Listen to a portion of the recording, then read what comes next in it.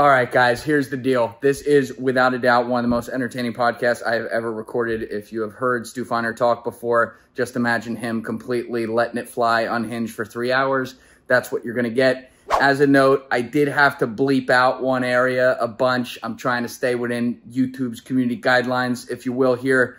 Word on the street is, though, that same clip may appear pretty unredacted on X, so keep your eyes there. If you have not already subscribed, please smash that subscribe button right now and enjoy the great Stu Feiner. Love it. Yeah. Well, Stu Feiner, it is great to have you here. Where do you get all this energy from, man? You just walk through the door, the temperature goes up around here. I don't know. Listen, I love life. I love that I'm alive. I love that, you know, people love me and I love people, and I'm a people pleaser, and I'm looking, you know, for the energy, confidence to go through my body into everyone here, and let's have a good time. I love it. You know what I'm saying? You're a people pleaser? Yes, absolutely. I like to make people happy. I like to make people comfortable. I like to engage in people. Yeah. And for some reason I have like a gift where, you know, I can meet someone for 2 minutes and they're telling me that their wife's the babysitter. You know what I mean? Like, I don't know why, but, you know, I don't know if it's a Jew thing or it's something, but I love people. I really do. And I love helping people. And I feel very honored, grateful, blessed that I've had a phenomenal life. Everything wasn't always roses. You know, I started off, you know, very young, being extremely successful. And I probably didn't make a mistake in my life until about 1998. I had a run in business of 16 years of everything I touched turned to gold. Every person I touched loved me and helped me. And whether it was a man, he opened his life to me. If it was a woman, they opened their vagina to me. And then once the internet hit, and I made a very catastrophic, severe mistake, thinking the internet was a bust. And that was like it was like a bubble that was never going to work. Bust. Yeah, because all my friends in 94, 5, 6, 7 dropped millions of dollars into the internet, and it didn't work. And it was just like a hole of money. But then all of a sudden in 98, when it hit, they all became multi-millionaires. Yeah. And I was on the outside looking in. So I was on the balls of my ass for like 7, 8 years. Wow. You know, I couldn't afford water for my kids. So that really humbled me. You know what I mean? When you're struggling and you're on the balls of your ass, and in addition to it, you got to put a happy face on to the world that you got no problems, nothing's wrong. Right. Meanwhile, you're dying for years and years and years and years on end. You really have an attitude of gratitude. You know what I'm saying? You really know what it is to struggle, know what it is to be on the other end, know what it is to be in foreclosure for 7 years, waiting for somebody to knock on the door and take in your house. So in other words, I really have full circle. I've been on the top of the mountain. I've been on the bottom of the mountain. I've been lower than the bottom. And now I'm back in the clouds, you know, rising up and, you know, ready to roll. 7 years, though, that is a long time. Oh, my God. To be at the lows of the lows. Like you said, with a wife and kids. Oh, God. How do you stay present when you're going through 7 years of waiting for the world to crash in on you? You know something? You act as if. You act as if. And you just get to the next second, the next moment, the next hour, the next day. And that's how you have to live. And it's a nightmare. I mean, it is a nightmare. Like, I never thought, I'm like, people who kill themselves and people who commit suicide, I'm like, you're a jerk off. That is like the lowest thing to do, until I thought about it for 2, 3, 4 years. I'm like, am I better off killing myself? I got like $3 million worth of insurance here. My wife and my 4 kids will be safe. We could pay off the house and she could find her merry way. And I saw that battle, like physically, emotionally, spiritually, and mentally, 4 years of just thinking about it every day. Like, because to be depressed is just brutal. You know what I'm saying? But what it did is it opened up an area for me that I never experienced, and I'm a better person for it right now. So that's why, you know, the bums on the street, I give them money. When we go to Chicago, me and my wife, we go to these, you know, $1,000 dinners, $2,000 dinners. I take all the leftovers and I walk the streets of Chicago and give it out to the homeless people. So in other words, I don't ever look like I'm better than anyone, because I'm not. Because 1 second you're on top, next second you're on the bottom. And I experienced it. It's not just words or reading it in a book or watching a movie. So I know, you know, I'm 64 right now. Been there, done that. There's nothing I haven't seen. There's nothing I haven't done.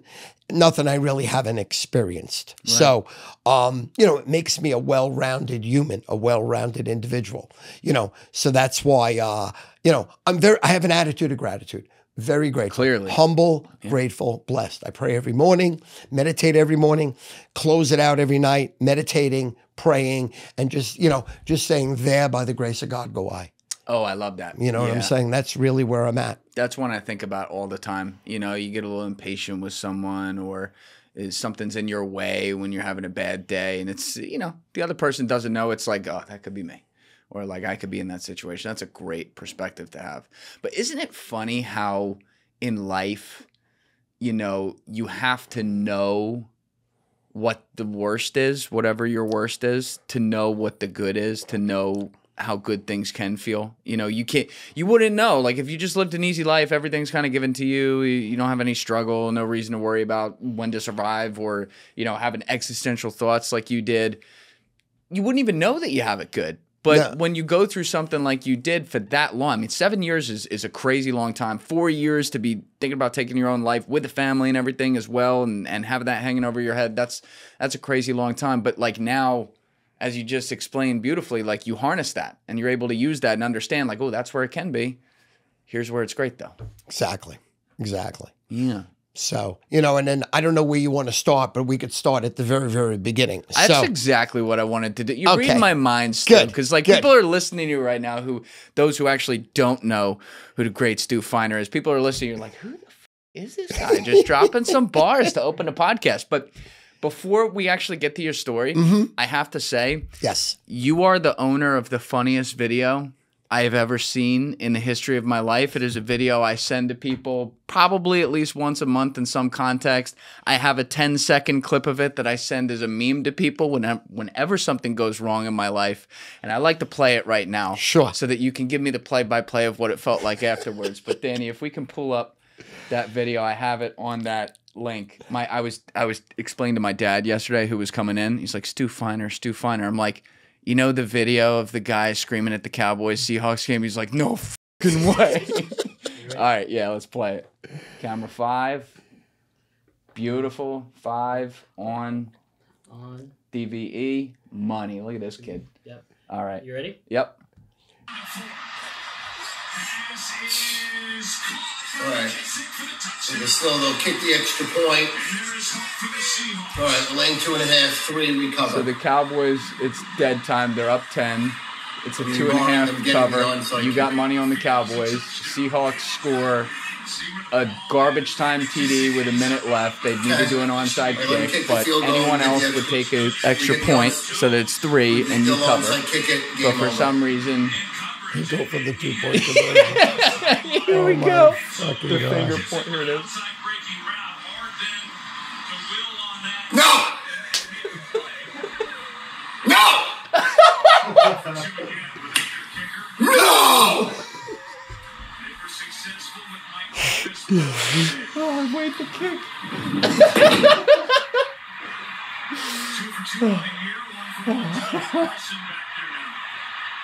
No! Stop them! Stop them! Fuck! Fuck! You motherfucker! Fuck! I'm sorry to be laughing at your pain, but that is the funniest fucking thing. Oh my god. Yeah, there we go. Perfect, Danny. Well, what's going through your head when you take a bad beat like that? That's one of the worst nightmares ever, because, you know, my mind works very quickly. I'm very glib. I'm very quick. So in other words, the minute something happens, that win was hundreds of thousands of dollars. That one? Yes. Where customers pay me for my picks. Then they bet on my selections. And then after they win, they either tip me or pay me for future selections.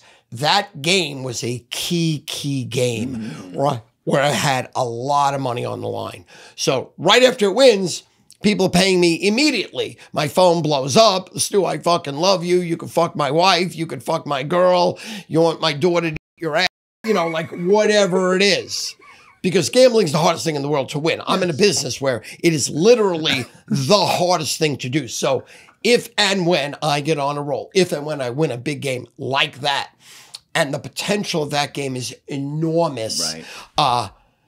It's just like, it's such an emotional, bankrupt, empty horror show. Should I fucking put a gun in my mouth and blow my fucking brains out feeling? Because the consequences are, you know, devastating. You know, people come to me, they were already buried. You know what I mean? No one ever comes to me and goes, Stu, never gambled before, just saw you on Barstool or just heard you on something and I want to pay you. That's not the story. Story is, Stu, I did it on my own. I got killed. Then I tried something else and I lost more money. Then I tried to double up and now I'm fucked. I'm in a psychological, devastating, depressing state where if I lose this game, Stu, you know, I'm in real life or death trouble that I have no answer for. That game, I had a lot of people exactly like that. Oh, boy. So I was counting my money. I was counting the relationships I was going to build, the money I was going to make. And then all of a sudden, it's like a trap door and you just fall into fucking hell. You know what I'm saying? Your ball sack is burning on a campfire and you're just in pain. And the pain never goes away.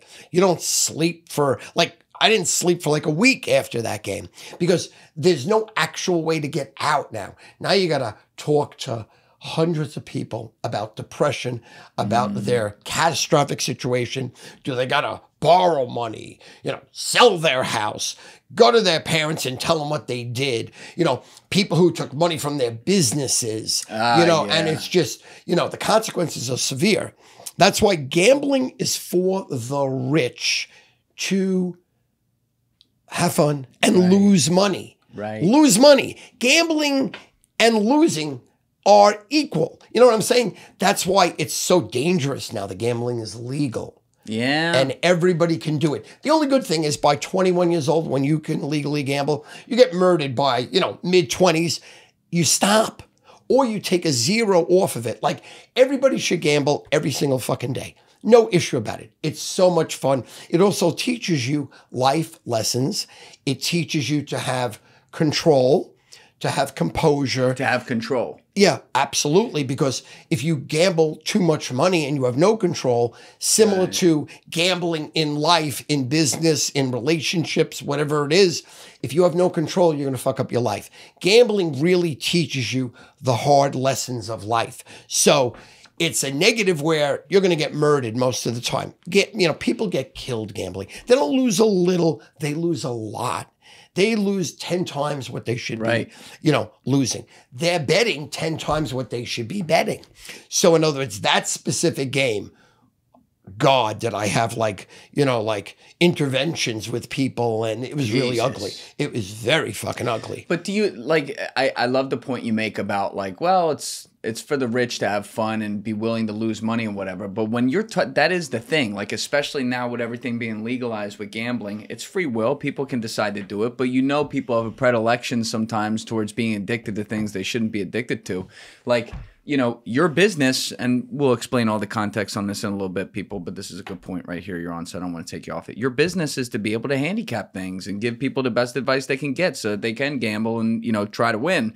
But if you're being paid by some people sometimes where you're like, dude, you're taking a fucking line of credit on your 5-year-old business or something like that just to bet on the Seahawks, maybe you should not do this. Do you ever think about having those conversations that are against putting money in your pocketbook, but also maybe helping the person who clearly isn't seeing they're not helping themselves?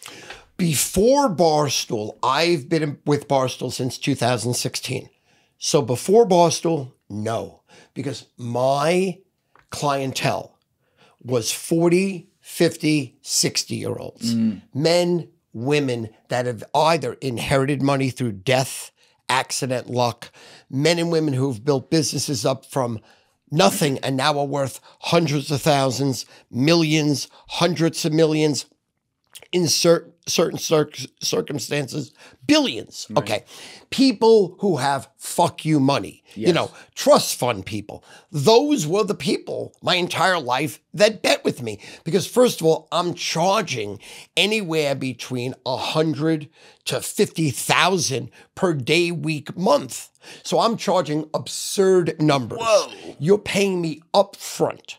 You're not paying me on the come. You're paying me upfront for my expertise, for my experience doing this. I created the sports gambling, handicapping, pick selling business in 1980. Yeah. I was the first person to go big, mainstream. I had 220 full and part-time people working for me. It was a boiler room operation. I was the first to advertise on ESPN. I was the first to go nationwide and blow it out. So in other words, when I started, first of all, to pay me up front, you have to have fuck you money. Yeah. And then to gamble, you have to have money. All of a sudden with Barstool, my audience is now like 18 to 25-year-olds. Yeah. That's my whole audience. So I had to literally say to the fucking person, like a lot of people in when I started with Barstool still were betting on credit. Credit's death. Because the bookmaker or the sports book knows that give the person credit because they're going to lose all their money. Yep. And then they'll pay it out because they want to gamble again. Yep. And in reality, the only way to make money back that you lose gambling because you're going to lose 10, 20, 30, 40, 50 times more than you really thought is to gamble in their mind. Like, I just lost 10,000 in 10 seconds. I got to fucking work my dick off to make this money back in the real world. You know what I'm saying? So my audience really shifted. So now with Barstool, when I get these people on the phone, I'm like, listen, hey, slow the fuck down here. You don't got to, I don't give a fuck how much money you have. You have to just realize gambling's for the rich to have fun and lose money. It's like you going to a movie, going to a show, spending money on a great meal. But they don't fucking listen. Nobody listens. Right. They're like, yo, Stu Feiner, Al Pacino played you in the movie. You invented the business. You got millions of dollars. Men want to be you. Women want to be with you. You're a living fucking legend, Stu. We believe in you. So people blindly trust me like I'm their priest. You know what I'm saying? Like, they trust me with their fucking life. And catastrophically, when I go, like, I'm going to lose guaranteed 40% of the time. Yeah. 60% winning is inhuman. It's unbelievable. Yeah, you get a 20% spread on your wins to losses. You can make some fucking money. Unbelievable, 60%. And so in other words, if you're with me when I hit 40% or you're with me when I hit 20%, I'm going to wreck you. So in other words, with Barstool, I put the brakes on. With Barstool, I understand the client. I talk to the client a little more. I ask him what's up rather than just looking at, hey, let me just take 100,000 out of this guy. He's worth 10 million. Who gives a fuck?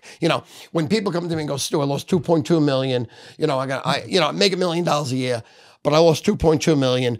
I need you to help me. I don't really worry about that guy. Because that guy's, that guy's set. He understands the consequences. He's $1 million earner, and he could lose money. Yeah. But not these kids that are going to college, right? That are, bleeding their parents for their fucking money or selling marijuana or coke or Molly or whatever the concert tickets, whatever the fuck they're doing, robbing, whatever they're doing. I teach them about life, and that's why gambling is such a great Alexa. It's such a great lesson for life because you think one thing, but that's not the reality of what the story ends up to be. Yeah. You know what I mean? You can ruin your fucking life. You can piss away money that could put you in a hole that you can make other bad decisions. Then all of a sudden you're cranky with your girl. You lose a relationship. You are late to work because you got to maneuver and you're not performing well. You lose your fucking job. Yep. Then all of a sudden, you start lying, you start cheating, you start stealing.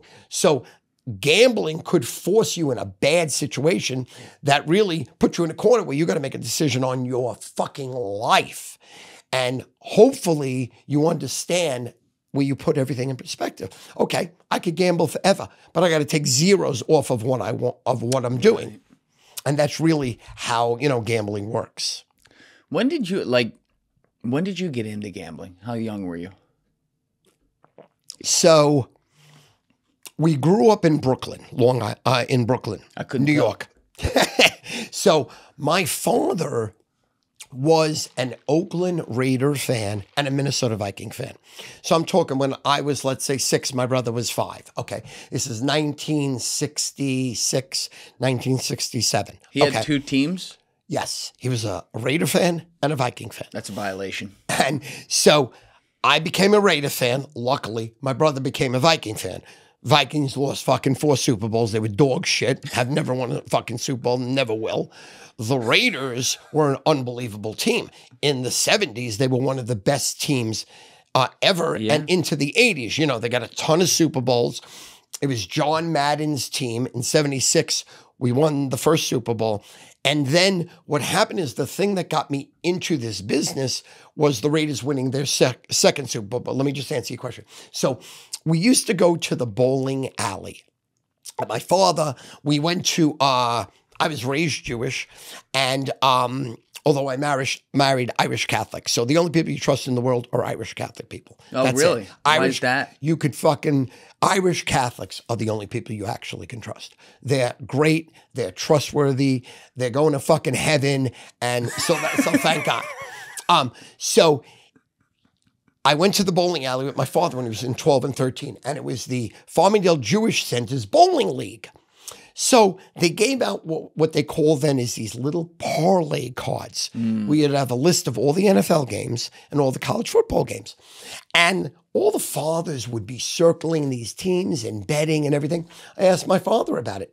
And he said, the way you make money on these cards, Stu, is you go against the grain, against the public, against public perception. You take dog shit teams getting points at home. You take better defenses at home plus points because you have a tremendous edge. And he sat me down and he taught it to me. He said, Stu, there is no value betting the better team because the odds maker makes a line and he has to attract people to not bet the favorite. So the underdog gives you the best value. So 12 years old, 13 years old, I looked at these parlay cards and it gave me a perspective on a very, very great knowledgeable lesson about how to gamble. So I am always, not always, but I like to look first. I want to bet a team that can't win, like cannot win. Hence, New York Giants last night. 88% of the fucking public was on the Eagles. They were betting the Eagles like the game was fixed. They were betting the Eagles like Giants have no shot. Now, based on last week when they played the Saints, they don't have a shot. And based on the Eagles being 4-0 and losing their first game to the Broncos, where they could have won that game, but they didn't, you have the Eagles off a loss, Super Bowl champs, always beat the Giants, Saquon wanting to piss on his prior team that didn't give him the contract, the money, and the respect. And the Giants really suck. I mean, they fucking suck. And Jackson Dart really showed a lot of holes last week against the Saints. So I loved the fucking Giants. Loved it. Now, I never handicap a game X's and O's. I never handicap a game. My offensive line is going to block your defensive line, and I'm going to run the ball or pass the ball or outscore you. That means nothing. Zero. Because if that worked, there wouldn't be any gambling because smart people would make money. Right. There's 12-year-old kids that know every player, every nuance, every past performance, every stat, and they know everything. And they could line it up and they could beat you. That's not how it works. Gambling doesn't work like that. And 80% of the people bet like that, and that's why they lose, okay? the way I do it, against the grain, against the public, dog shit teams, and I look for where the sharp money goes. Sharp money. Sharp money meaning 30 minutes before the game. Sharp people come in late. And that's what I follow. So how do you track that? Like on everybody has it now. Whether it's DraftKings, FanDuel, Bet365, all the Vegas casinos, any of the Las Vegas Insider, Covers, Scores and Odds, any of these people that provide scores, odds, lines, injury weather reports in a platform on the internet, they give you the splits. I am looking for late money coming in, last minute, dog shit teams. No one's betting them. No one gives them a shot. Hence, New York Giants last night. And that's how I make my money. That's why I am extremely valuable. That's why I'm the best in the world, because twofold. Number one, you're never going to bet the teams that I bet because they suck. No one wants to bet a game. Before the game starts, you feel defeated. Right. Before the game starts, you got to smoke 4 joints or take 10 Quaaludes because you're depressed before the game starts. Because if I'm wrong, which 40% of the time I am, the game you're out of the game in the first quarter. You're dead, and no one wants to do that. People would rather lose betting the better team than win betting shit. Win betting shit. Like, again, last night, Kennesaw State played La Tech. Kennesaw State. Yeah, they were plus 7.5. And 90% of the money was against them. 90%. And they fucking won 35-7. And I took them plus 7.5 and I won outright. So those are the games that I make my money on. So in addition to me, why people pay me is because I have a skill set. They're never going to pick the games I'm picking, first of all. And second of all, when I do win, I show a skill set that 99% of people don't have, which is betting a game that is an underdog or a dramatic upset. Yeah. And that's how I live to make my money. Now, does it always work? Of course not. Absolutely not. Because 40% of the time I get blown out. And when I get blown out, I get humiliated, which looks like I don't even know what I'm doing. Like if I take a dog shit team in a college football certain times and I get beat 56-0, certain people will never pay me again. Yeah. They're like, Stu, fucking I could lose my own money. Because again, what I said is people don't come to me with a clean slate. So I have a week or 2 or 3 weeks or a month to lose and then eventually get hot, and long-term I'll make the money. They're like, Stu, I gotta win tonight. I don't have fucking time for you to get hot. Right. I need to win right fucking now. Not because of you, not because of your circumstances, but because that's reality. I'm fucking stuck, Stu. I need to win. And so in other words, very hard, my business, the hardest business in the world, because winning gambling, there are 1% of 1% of 1%. And people don't actually realize it. You get murdered gambling. You don't just lose a little. You don't break even. There's 2 types of gamblers, a loser and a liar and a loser, because there are no winners. And you could say to me, Stu, it's got to be winners. No. There's no winners. There's no winners. So why do you do it? Because it's the greatest form of entertainment ever.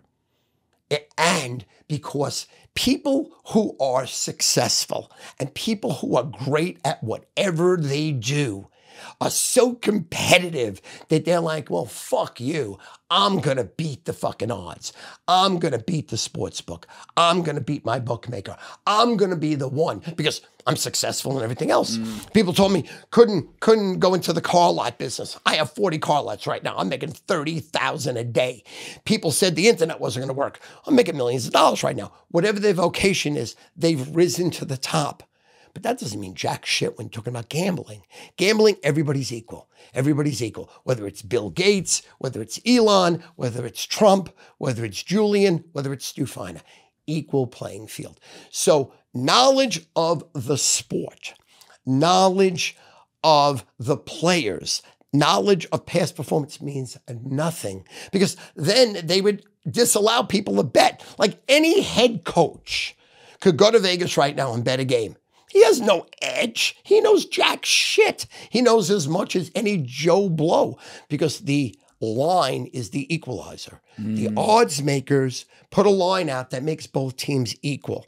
And I always feel that it gives the underdog the edge because you need a little juice, little sizzle to make people bet the underdog to balance the money. Balance it out, yeah. Exactly. Is that strictly how they do it? Like you have a game, let's say you finish the Sunday, Monday slates, right? So week's over, you have a new week of the NFL games coming out, and so the initial lines come out, whatever it is, Tuesday morning, Monday night. When they decide that Eagles versus Cowboys, they're going to make this line 4.5, do they just start it somewhere where they're like, okay, that looks like it could be, and then see what the action is and strictly just move it based on people bringing in money? Correct. What they have is they open like Sunday night for the following week's worth of games. They open that line to the sharpest gamblers in the world.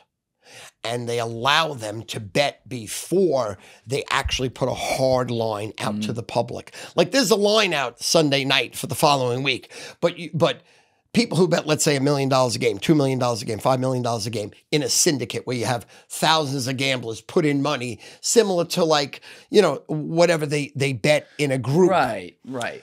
The sharp people, the odds maker, allows these people to bet and then they adjust off of them because they respect their opinion, they respect them, and then they actually manipulate the line based on what you just said. Exactly. Right. That's how it works. So it's essentially they get like an average idea, and then the rest of the week is dictated by how much money's flowing in one way or the other. Correct. But the smart money that comes in late. Yes. Like you mentioned, you won a game last night that was fucking Kennesaw State, and I can't even say who was the other team? La Tech. Okay. So Kennesaw State and La Tech. Like there's a million games across college football and the NFL alone every weekend. And I'm sure there's a lot of situations where you see dog shit team, last half hour, smart money's coming in. How do you choose which ones that you're actually gonna gamble on though? That's my skill set. That's why people pay me. Because I am a one-trick pony. For 45 fucking years, it's the only thing I ever did. I sold marijuana in high school. I sold concert tickets in high school. And then I went to college to become a psychiatrist because I'm a fucking Jew. And my mother's like, oh, you got to be a doctor or a lawyer or a fucking something. I'm like, you know, Mom, I don't have the skill set for this. I'm half a fucking to be honest. Like, I just want to eat ass, lick clit, and fuck. And I want to have a good time. Like, I want to live like I'm going to die tomorrow. I've gone to thousands of concerts in my life. And basically, I like to party. I like to go to concerts. I like to have sex, even at 64 years old. If I fucked your girl, she would know what she's been missing. That's basically what I do it. And so, in other words, you have to really zone in on my experience. Hey guys, if you haven't already, please hit that subscribe button. It's a huge help. Thanks and enjoy the rest of the show. So that's why I am worth paying. People say tout's a scam. Stu, you're a scam. Stu, bet your own money while you betting other people's money. Why don't you just bet games and stuff? This is what I do. This is my vocation. Oh, wait. Is that what you're doing a lot of? Like people give you money and then... No. Okay. They pay me for my picks. That's it. Okay. Actually, I don't care who they bet with. I don't refer them to bet with anybody. I was going to say, that's a slippery slope. No. And people do it. There's 99% of the people in my business are whores, liars, and scams. Right. Should be dead, should be shot. They give out both sides of the game. So they're guaranteed some money. Yep. They lie, cheat, steal to the client. They make up just prefabrications, just total, utter bullshit. Then they also bookmake you. They say, can you bet 10,000 a game? No, my bookmaker only lets me bet 1,000. Hey, I got this guy. Give his number. Meanwhile, it's the phone next to this guy changes his voice. And he goes, hey, how you doing? Well, what the fuck you need? Call me back in 20. Hey, I'm fucking busy. Call me back in 30 minutes. Click. Then you call back in 30 minutes. Hey, fucking I'm busy. Call me tomorrow. Click. And then now they set you up. They're like, yeah, you got a $10,000 credit line. You lose your money. If you won, you were never getting paid. If you lose, you're going to pay. Yeah. So in other words, so what I'm very clean in what I do. I'm from day one, you know, I could have probably robbed people for hundreds of millions of dollars because I had a lot of billionaire customers, especially in the 80s and 90s, that would trust me with their life. They would be like, you know, Stu, here's the money. Here's the money. Go bet it for me. You know what I'm saying? So in other words, and that's what people do. So you got to be very, very careful. I wouldn't trust anyone in my industry. Zero, besides me, you know, because my cousin Ant the Bookie's pretty good. He's a good guy. Oh, good. You'd okay, like him. Fair enough. Yeah. But because I'm fully transparent, and then obviously with Barstool, I can't make no mistakes. I can say anything and do anything. Cannot do that. Right. Cannot ever maneuver like that. And I wouldn't do it anyway because I have a conscience. You know what I'm saying? Like 100%. I'm a good, loving person. I'm a child of God. If I murder you and I lose 30 games in a row, that's how it fucking is. It can happen. It absolutely has happened. You can never guarantee anything's going to win. No. Now, I believe that the game's going to win right when it goes. Everything's in my favor. And I have a tremendous edge with my system and evaluating it because I got 45 years doing this. Not 4 weeks, not 4 months, not 4 years, 45 fucking years. Right. So in other words, but nothing's ever guaranteed. And the more you need a game as a gambler, the more you put yourself in a bad spot where you have to have it. Never happening. Well, that's the other thing too, Stu. It's like, to an extent, everything in life, whether you open a business needs people to buy the product. Even if you do the best job, sometimes things out of your control, they won't buy it. But with gambling especially, it's completely out of your control. You're betting on something that, you know, you're not on the team, you're not going in the game, you're not controlling the actual outcome. You're betting just based on information you have.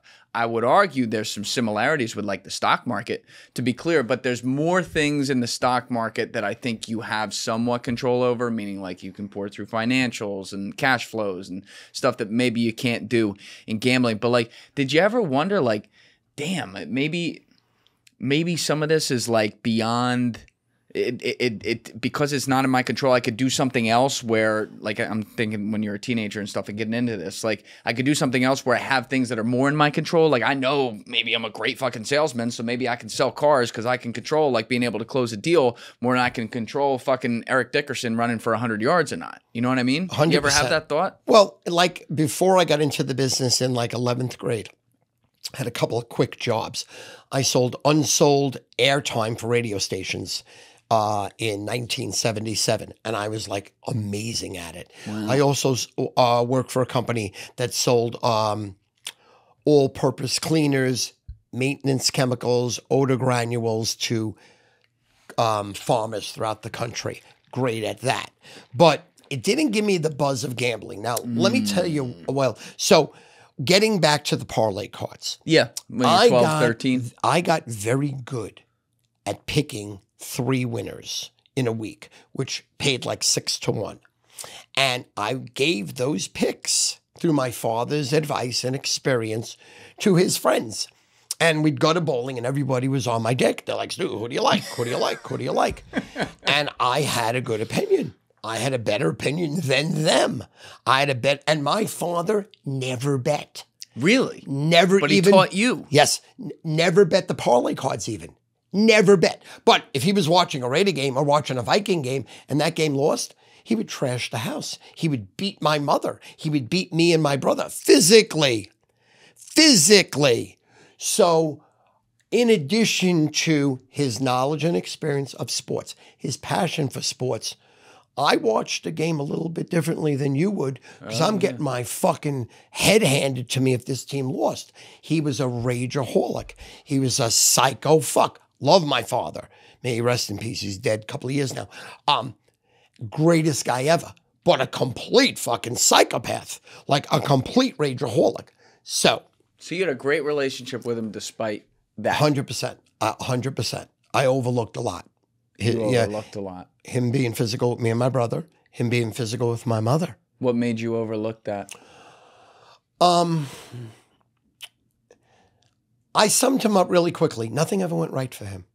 Like he worked for a company called Letterama, and they used to make letters and signs for businesses. And his two biggest accounts in the 70s was HBO and Madison Square Garden. So in my house, we'd have like thousands of letters all over the place. And I watched him go to work, and I went with him to work, and I helped him, and I was really poor at doing what he needed me to do, which is put the letters in and line them up correctly and make them straight. And I was bad at it. Like I really was bad. But I just watched how he worked, and nothing went good for him. He would always have these delusions and dreams that this was going to happen. It never did. My father had the biggest set of balls in the world. Biggest. Was not afraid of anyone. But for some reason, he could only do tasks 75%. He could bring it, and then the other 25% never got done. Like, so he could fix anything. But in my house, the toilet never worked. The window was always open. The refrigerator was always on an angle. You know, just like crazy shit that simple people would have been able to finish or get someone to help you. He's like, no. So 3/4 of the shit in my house never worked. And him and my mother fought about money, always. And it affected me emotionally, spiritually, mentally. Affected my brother, affected the relationship with my mother and father. And I had the perception that if I can make money, I could give them money and they wouldn't fight. And also, that was the key to life, making money. So what happened was in 1980, I'm going to college with my wife. I married my childhood sweetheart. I took her to the prom in 11th grade. We were both virgins. She wouldn't fuck me that night. What a fucking horror show. I thought I was in, she was a 10, I was a 6. She didn't know it. She's never getting rid of me. You were a 6. But she had a fucking drop dead great eyes, beautiful hair, picture perfect, almost a Farrah Fawcett face, and a fucking ass and a fucking box that you would just come looking at her, right? So I'm thinking this girl's had to get fucked before. So the reason I took her to the prom, I'm like, I'm getting laid. P.S. She's a virgin, I'm a virgin. I had to wait 4 months. July 4th, 1978. Longest 4 months of your life. Oh my God, July 4th, 1978. She bled on my friend's bed at a 4th of July party. Never forget it. It was fucking great. You know, it lasted like 10 seconds, but it was fucking great. You know, blood on the fucking thing. So anyway, so we're going to college at Nassau Community College. And the Oakland Raiders are playing the Philadelphia Eagles. In the Super Bowl? Correct. Damn it. And it was Ron Jaworski as the quarterback, Dick Vermeil as the head coach, and they were the darlings of the NFL. And in this specific game, they were a 4.5-point favorite. And the Oakland Raiders won their first Super Bowl in 1976. They couldn't beat the Pittsburgh Steelers. They should have won like 3 Super Bowls earlier. But 75, they lost on a fluke play. 76, they won. Was that the Immaculate Reception? Correct, correct. When it popped off Franco Harris, you know, George Atkinson shoulder pad. Franco Harris took it, went for the touchdown. So 1980, me and my father are watching TV. It's the Friday before the Sunday Super Bowl. And this guy comes on TV. His name is Ed Horowitz. And he created he was an accountant by trade. And he created a short form tax form that he made $1 million where you do your taxes. There was a form you filled out and it eliminated like 90% of the hoopla. Made $1 million. He took the money, and at least this was his story that we were watching on TV. Channel 4. Never seen a handicapper before. Never heard of this. He took his money and he put it into computers. And he created a system that allowed him to pick winners. Then he went on this 8-minute diatribe about the Philadelphia Eagles were going to murder the Oakland Raiders. Me and my father looking at it like, that's not going to happen. But you're watching a guy on TV. He's an expert. We're sitting in fucking den eating cheese doodles, so got to respect him.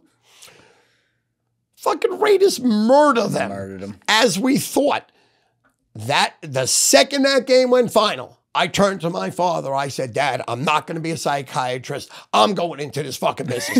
If this jerk-off can be an expert and so clueless and so long on what me and my father said, the most simple game in the history of life, I'm going into this business. Anybody can do this business. This is the easiest fucking business in the world.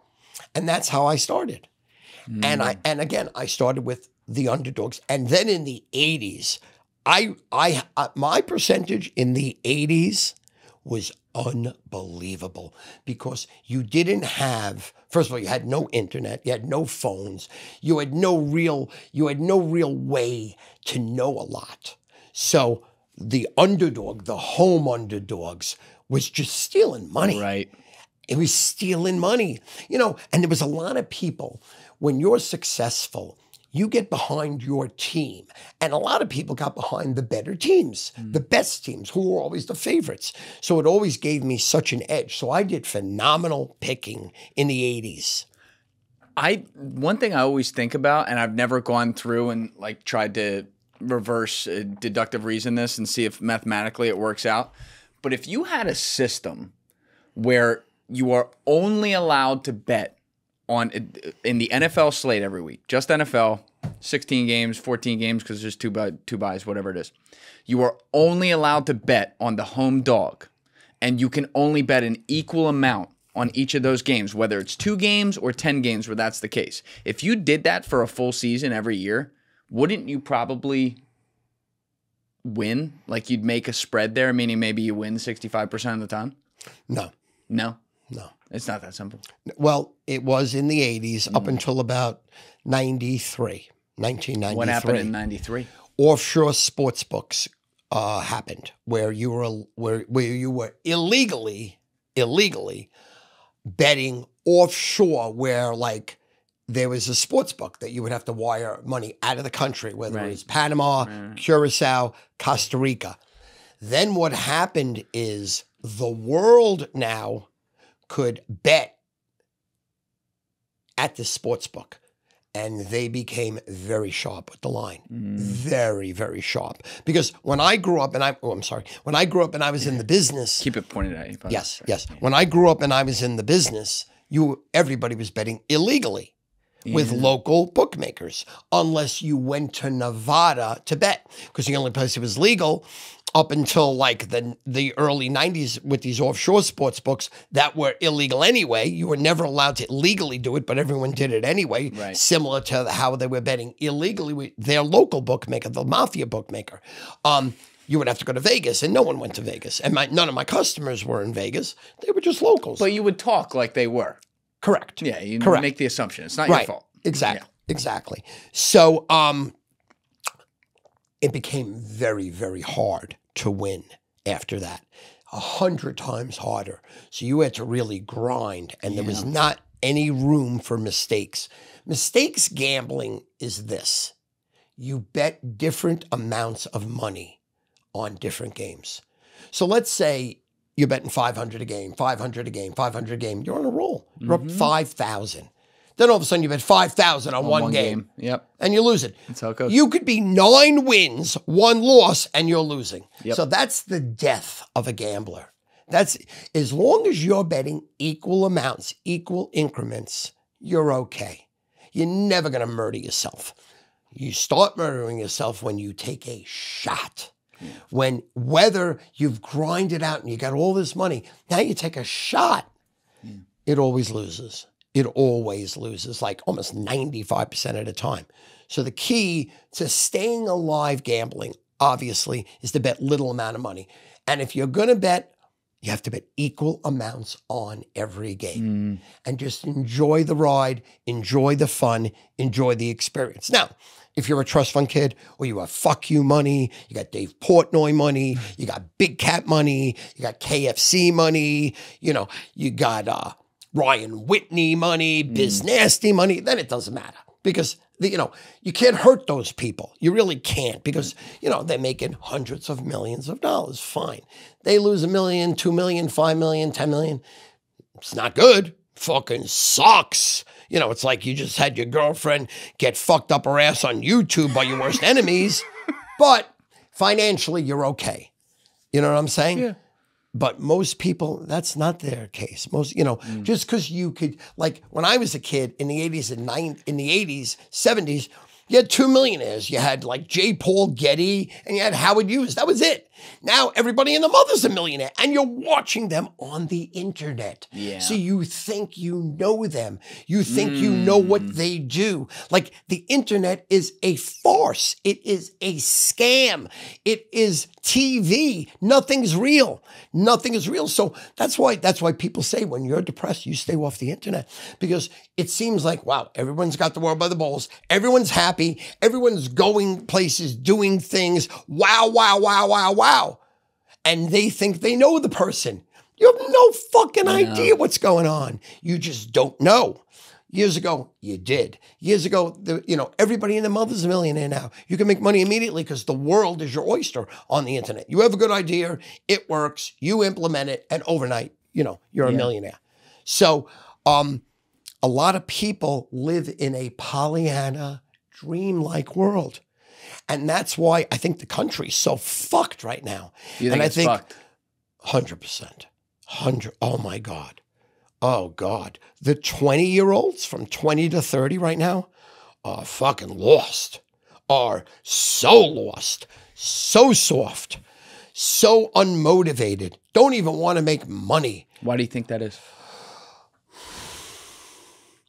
I think we've been sold a bill of goods that the United States is the greatest country that ever lived, and we're so much better than everyone else, and that we're special and we're entitled and we're better, where we're not. We've been sold that story since day one. And a lot of what the country has done, the negatives, people don't know here. They only know outside the country. Like everybody, like these other countries say, well, the United States is not perfect. They're not God. They didn't invent everything. But that's what we're sold. So I think as a child, your security about your experiences, your life, your intelligence, how your life is going to end up is, hey, as long as I do the right thing in this country, I'm going to roll. That's not how it is no more. No. Not how it is no more. Because other people from other countries have come here and said, you have no idea what it is to work 7 days a week, 24 hours a day. You have no idea what it is to starve. You have no idea how shit these other countries are. So when we come in here, we're going to outwork you, we're going to outthink you, and we're going to fucking own everything. We're going to take it over. So I think that it's a really rough spot for people in this country right now. And for some reason, the entitlement is gross. Yes. Like, I was waiting for you to say that. It's gross. Yeah. Like, get a fucking job. Get out of your fucking parents' house. Yep. I was out of my parents' house at 18 because, first of all, I didn't want my parents to know what I did. I don't want you to know what I do. You're my parent. Like, parents are now friends with their family, friends with their children, best friends.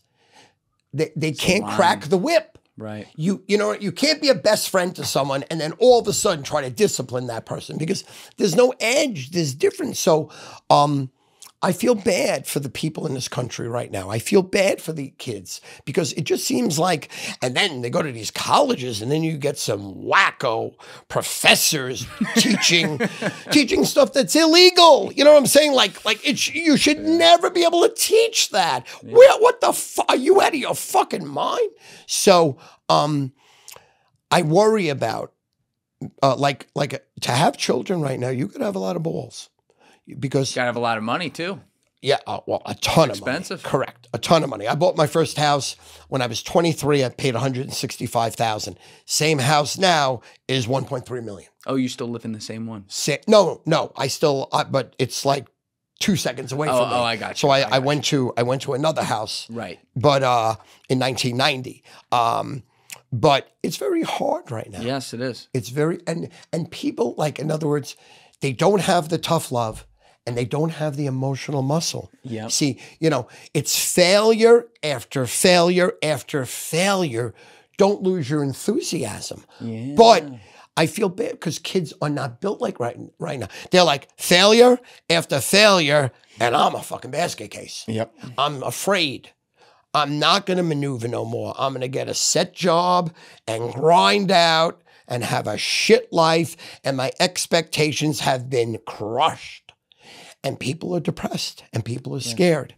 So in other words, very hard to be a child in this world right now. When I was a kid, we were by the balls. You know, like nothing was ever going to happen. You didn't have these distractions though, too. Correct. You know what I mean? Like it was go out and fucking touch grass, sniff the air, figure out where the wind's blowing, what you want to do, get after it. Like you're sitting there watching the Super Bowl with your dad. Like, you know what? That guy's a jerk off. I'm going to be a handicapper. You go out, you build the business, you make a lot of phone calls, you work out of a fucking boiler room. You know what I mean? You start something.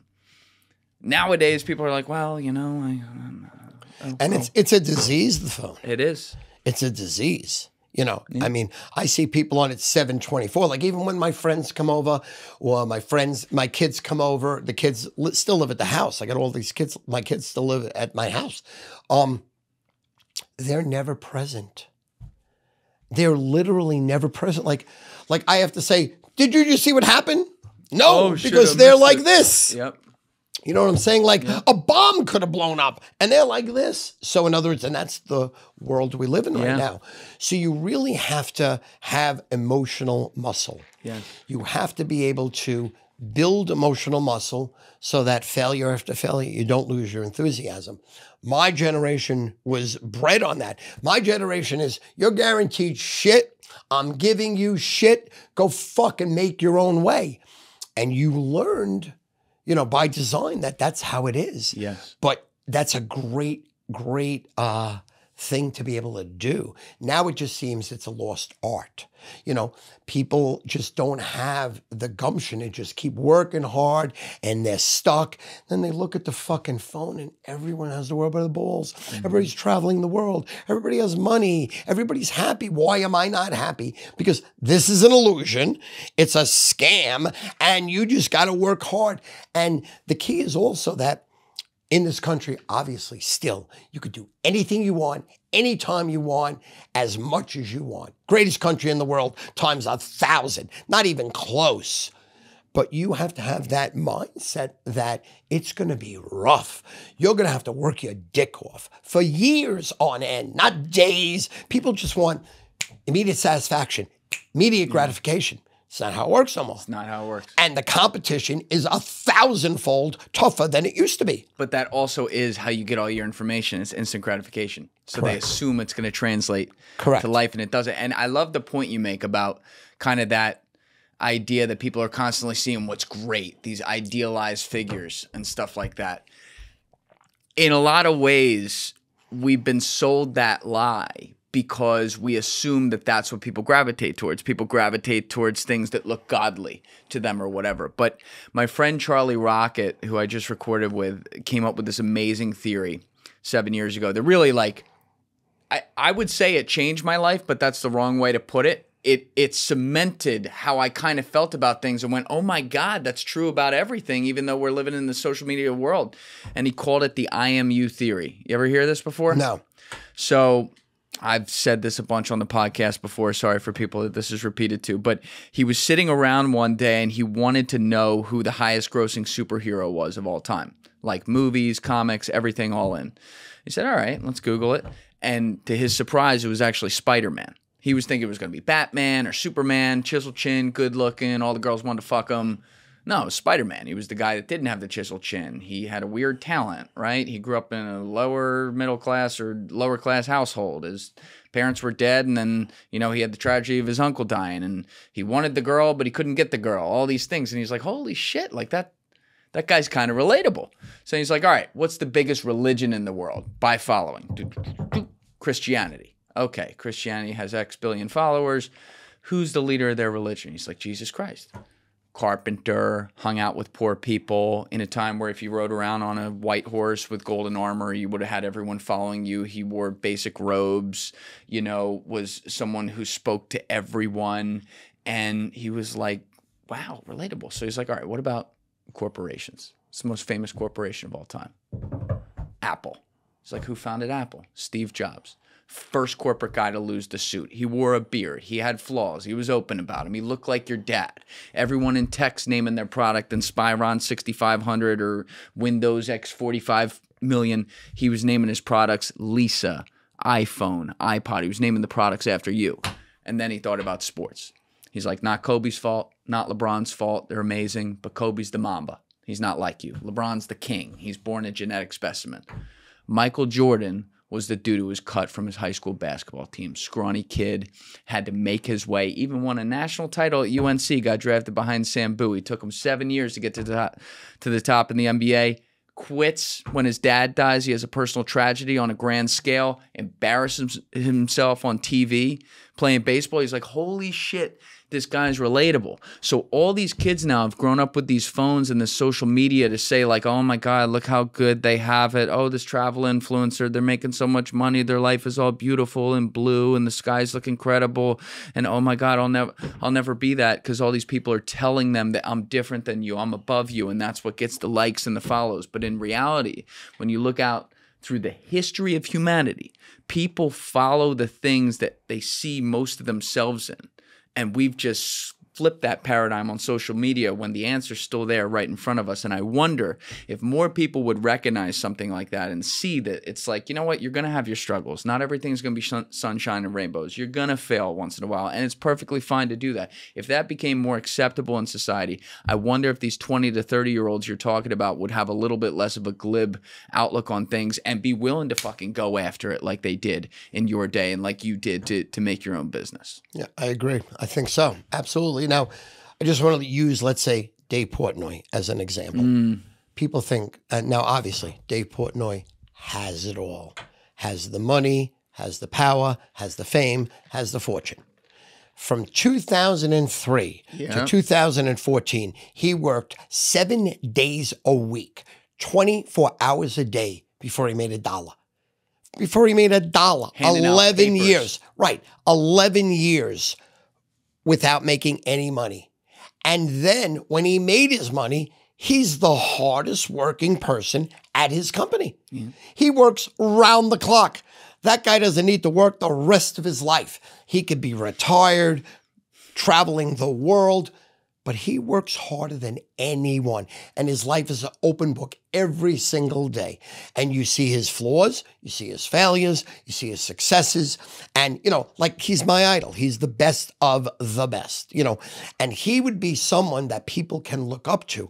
Now, he's so successful now that people can't touch him no more. So they're like, Dave, everything, you know, you got this person working for you and this person, these people under him making him money. But that's not actually the case. He's the hardest working person at his company, always will be, never satisfied, doesn't stop, round the clock traveling here, there, this, that, just took on an amazing undertaking of Fox Sports. Now he has the show from 8 to 10 a.m. and it's repeated from 10 to 12. He didn't need to do that. Now he's on Fox Sports 1 on Saturday, College Game Day. He didn't need to do that. He is pulled in so many different directions, but all he does is work, and he leads by example. When you work for his company, he doesn't tell you what to do. He's like, look, I have the platform. Here's your basic salary. I'm not paying you like you're a millionaire. I'm paying you gut level, bottom dollar. Go fucking work. Work. I got the platform. You should be able to make this platform work for my company and yourself and build it up. So working for Barstool and watching how Dave Portnoy performs and executes and treats people, and really his whole mantra and motto, he doesn't sit on laurels. He could have sat on laurels for a decade now. All he does is work fucking harder and harder every day. He's a great example of the American dream, an American hero, and really who to follow. You know, who to follow. Man of the people, too, by the way. 100%. And gives tens of millions of dollars, you know, tunnels for towers, and just saves people's lives. And then the most unique, inexpensive, unbelievable idea, his pizza reviews. How much did that cost? Walking into a pizzeria, getting a pizza, having Frankie film it on his phone, and now he writes like $20 million a year in advertising off of that. And it cost him nothing. It was his unique idea of what he loved, and he was able to generate it through the world. So in other words, he's a great example of if you want to follow someone to see what they do and how they do it and how they did it and how he did it. Because anyone could have thought of that idea. Yeah. You didn't have to be Steve Jobs. You didn't have to get a 1600 in your SATs. You could be a half an idiot like Stu Feiner, 550 math, 390 English, you know, dumbest Jew that ever lived. You know what I'm saying? They were like, are you really Jewish? Yeah, I'm like a half a fucking idiot. What am I going to do? But in other words, he has amazing ideas, creative ideas, unique ideas, and he's got the biggest set of balls where he's willing to fail in front of the world for all the world to see. And he just works harder and harder and harder. So in other words, he's a great example. I agree. Of similar to what you were talking about. Somebody that started from nothing, was given nothing, and self-made. I agree. You know, self-made. Real quick, Stu, I just got to go to the bathroom, but I want to stay on this because you brought up so many great points. Sure. We'll be right back. Sure. One of the points you were saying in there that I loved was the whole parents are like buddies with their kids now. They're friends, right? Like it kind of went somewhere along the way. I don't know when it like flipped from son to buddy in the way that the communication went. And it's not to say like, you know, parents should be a dick to their kids or like act like they're above them all the time. But, you know, you guys, when you're a parent, I'm not a parent yet, but like you're an age that I've never been and you've been my age in the past, right? So there's just wisdom you kind of have. But I think a lot of what you're talking about generationally also comes from, not to paint it across the board, but a lot of parenting problems to where people didn't push their kids or encourage them to have to go out and make their own way on some things. Fair to say? Fair to say. Yes. Yeah. I think 9/11 changed everything. Interesting. Why? I think people, first of all, were very scared for the first time, including myself, that, wow, I could die in a hot second. Like, I lived under the Pollyanna umbrella, like, hey, we're the United States. Nobody's fucking with us like that. I mean, you watched it on TV in other third world countries or other countries, other parts of the world, that chaos. But 9/11 brought it fucking home to the world that everybody's vulnerable. Everybody could be taken out in a hot fucking second. Nobody is really, you know, nobody's safe. Nobody is ever safe. Now, in the United States, they sold us this bill of goods. We're safe forever. We're better. We're bigger. We're stronger. We're smarter. We're faster. Not actually true.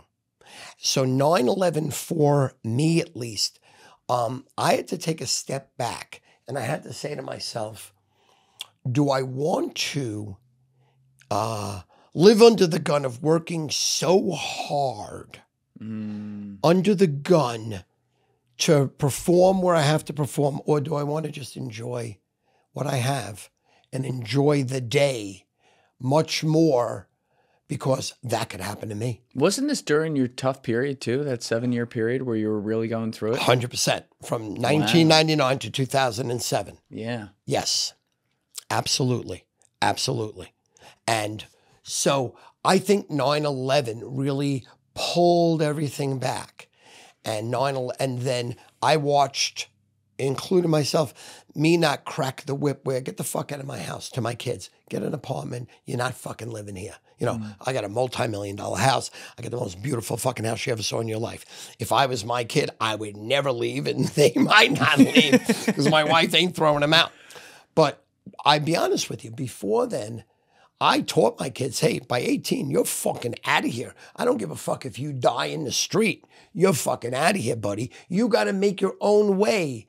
You're not sucking my dick your whole life for money, for security, for the things that you have to learn as a human being to survive on your own. Sure, I'm not going to fuck you, not going to leave you, not going to hang up the phone on you.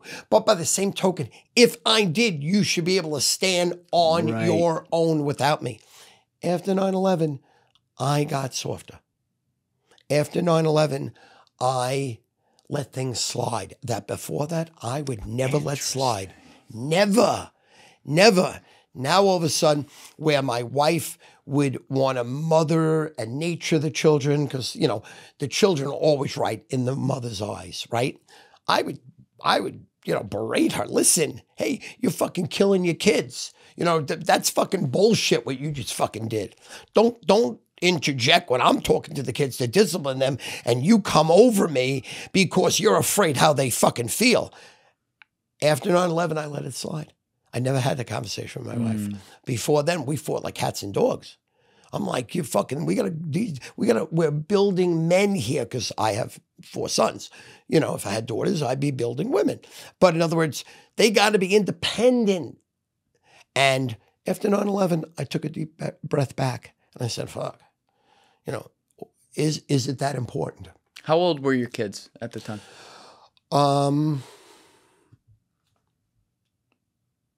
11, 9, 6, 2. Okay. So they're all informative years. Right. Big time. I mean, really from 0 to 5 is how you build it. Yeah. Be honest with you. Why do you say 0 to 5? Because in other words, it's so easy to not build emotional muscle. It's so easy to let them run amok. It's so easy to just build bad habits. Yes. Very bad habits. And as I know, as myself, I'm a compulsive overeater, a gambler, a drug addict, abusive language, sexual behavior, compulsive spending, selfishness. So I'm so addicted in so many areas. And, it's almost like the 7 deadly sins. I'm not unique, but I struggle with those every single fucking day. There's not one day that goes by that a little bit of that is in me and I can make a bad move. I could ruin my life. I could maneuver. I could commit adultery. I could do drugs. I could have unwanted sex with fucking randos. Whatever the fuck it is. I could gamble my life in an area. It doesn't have to be even gambling. It doesn't have to be gambling on sports per se or gambling casinos. It could be gamble a decision. Trusting people is the most important downfall in people's life. If you're not taught to have emotional muscle and take full responsibility for any situation, hey, Julian, you're fucking successful. You got money. I'm going to trust you with A, B, C, D, E, F, G. And they fully trust. Doesn't work out. I trusted you. Should have never trusted you. I respect you. I understand what you're saying, but there's a line. There's no boundaries no more. So in other words, for me, once 9/11 happened, I pulled back. Probably I went too far the other way. I'm like, hey, I'm just happy I have, I'm sorry. No, you're good. I'm just happy I have kids. I'm just happy I'm alive. I'm happy I'm able to eat, bacon, egg, and cheese, 2 eggs scrambled on a bagel, hash browns, home fries, then lunch, have twin cheese of bacon, large fried vanilla milkshake, then fucking roll 5 blunts, then dinner I'm having filet mignon, lobster tails with my kids and just hanging out. I'm not teaching them jack shit. I'm teaching them to have fun. That's not what the father's supposed to do. That's not what parents are supposed to do. Parents are supposed to, I believe, really build emotional muscle to have children independent, to feel confidence within themselves, that they could trust themselves, that they don't have to open their lives up to everyone. You don't have to trust everybody. Yeah. You're not going to tell everybody everything. Take care of yourself. You have to be able to have boundaries. After 9/11, I pulled back a little bit and I'm like, I don't know. I just don't know. Because I was really shaken by that. Because I was on my way. I owned a business in Atlanta, Georgia, on Roswell Road. And I owned 200 score phones in 200 different cities. 200 score phones? Yes. And what's we a score gave phone? A score phone in the 80s and the 90s gave scores, odds, lines, injury, weather reports on a 6-minute recorded message. Was it you on the recorded message? No, I had score phone announcers work for me. Were they in India? No. Okay. They were in Atlanta, Georgia. No, that's good. No. I had a place. And I bought the business. Tom Brady is out for the game. 1989 to 1993, I spent $1.6 million a year giving it to someone to advertise me. And I would take the first minute of the ad, first minute of the score phone, and then the rest was content. Gotcha. It was advertising, then content. In 1994, the person who owned the business lost $6 million gambling and had to sell the business overnight. So I was competing against this guy, Jim Feist, in Las Vegas, Nevada, one of the biggest in the world, like me, AT&T to buy his business, and me. I bought the business, $4.8 million. In 93. In 1994, $4.8 million. So, I'm flying in 2001, 9/11 that day. I'm going to LaGuardia Airport, smoking a fucking blunt, ready to go there. And I'm listening on the radio, and they're talking about plane hit, second plane hit, fucking smoke everywhere. And I'm like, this has got to be fake. This is like War of the Worlds. I'm thinking they're running like some sort of scam on the radio. But then it's on every channel. I get to the fucking airport. There's no one at the airport. Yeah. There's nobody. I get on the phone. I call my wife. She goes, yeah, you better get home. We're at war. So I came home. But in Georgia, I owned a score phone operation. So again, I want to bring that up a little bit. I paid $4.8 million for that business. That business was worth $10 million. In 94. I made my last payment on the business in 1998. 2 weeks later, CBS Sportsline opened their website on the internet that did exactly what I did, but on the internet, put me out of business. I went from 48 million calls to 400,000 calls in 6 months. Because why would you listen to a 6-minute recorded message when you got to click away? When inundated with ads when you could just do it? My point is also that nothing is ever guaranteed. Yep. My whole life, I said, this is my baby. I was making $1 million a year off of it, and I don't have to work anymore. P.S. Internet came, put it out of business. I became antiquated overnight. I became a one-trick pony. Now I'm fucking no pony. I got dicks up my ass, fucking people fist fucking me, and I don't want it. So in other words, again, nothing is guaranteed. There are no guarantees. People work much more efficiently in their heads, much more secure, believing the dream.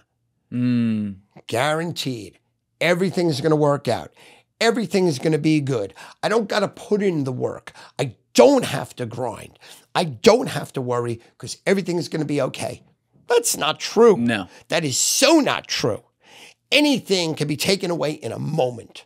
And again, going back to 9/11, that really was my eye-opener because I never thought that up until 9/11. Yeah. Even on the balls of my ass, never thought that. I'd be like, oh, I'll get help from this one, this one, this one, this one, this one.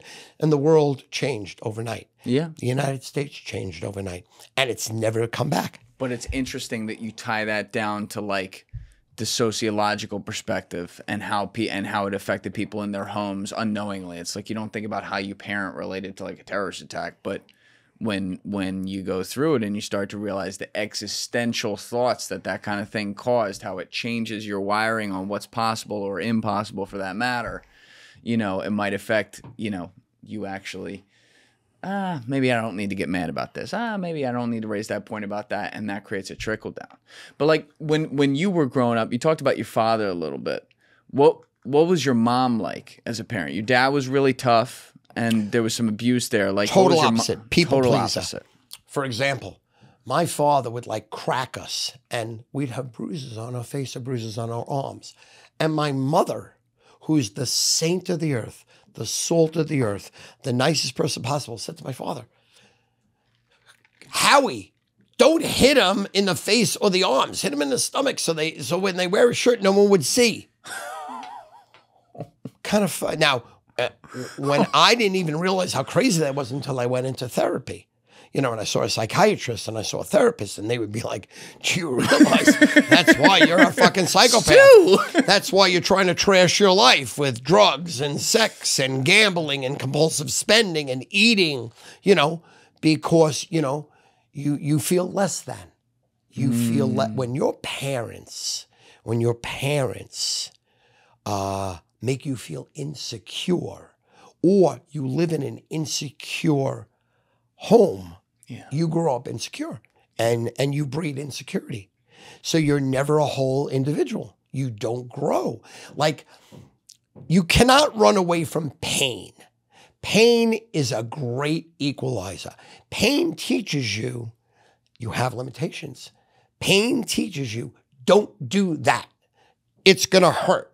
Don't touch the flame. You're going to get fucking burnt. If you grow up in a household that the parents are not healthy, and my father's father died when he was 13. He didn't get along with his brothers and sisters. He had to move out of his house when he was young. Why is he so fucked up? That's pretty much it. Okay. My mother, on the other hand, just wanted everything okay. Make believe it's okay. You know, put the perception, everything's fine, everything's okay, no problems. That's why my mother would be hysterical crying. My father would be physical with her, grabbing her, scratching her, would be a whole to-do. Doorbell would ring. All of a sudden, my mother's fucking face would go smiley, tears away, open the door. Hi, how you doing? Whoa. So I was taught a lot of different things. You saw that at a really young age. I was taught to be a phony. You're taught to be a phony too. Yeah, to stuff the feelings. Yep. Stuff them down. Again, very bad. You know, just a horrific way to live, because you never actually tell someone how you feel about them, because you're afraid of rejection. You're afraid of it not working out, and you feel a little less than, so you'd rather accommodate, whether it's work, whether it's a relationship, whether it's anything. Right. And, you know, you grow up really, you know, like an adult child. I've been an adult child my whole life. I had to go through intense therapy forever. You know, I still see a therapist now to share gut level, to share feelings, to not be judged, especially now where I'm in like such a big spot where people walk around, Stu, you got the world by the balls, you know, like can't really share a lot with a lot, because, you know, 99% of these people on the internet are just trolls, and they want to shred you, and they, you know, they're jealous, and they would love to get something on you to bring you down. So I think that the 9/11 for me was such a really like an eye-opening experience. And then my mother, you know, what you asked about, she was like people-pleasing. She's like, make believe everything's okay. But she had a big heart, so that she taught me to help others before you helped yourself. You help, you give. Don't worry about what you got, you give. Her father was like that.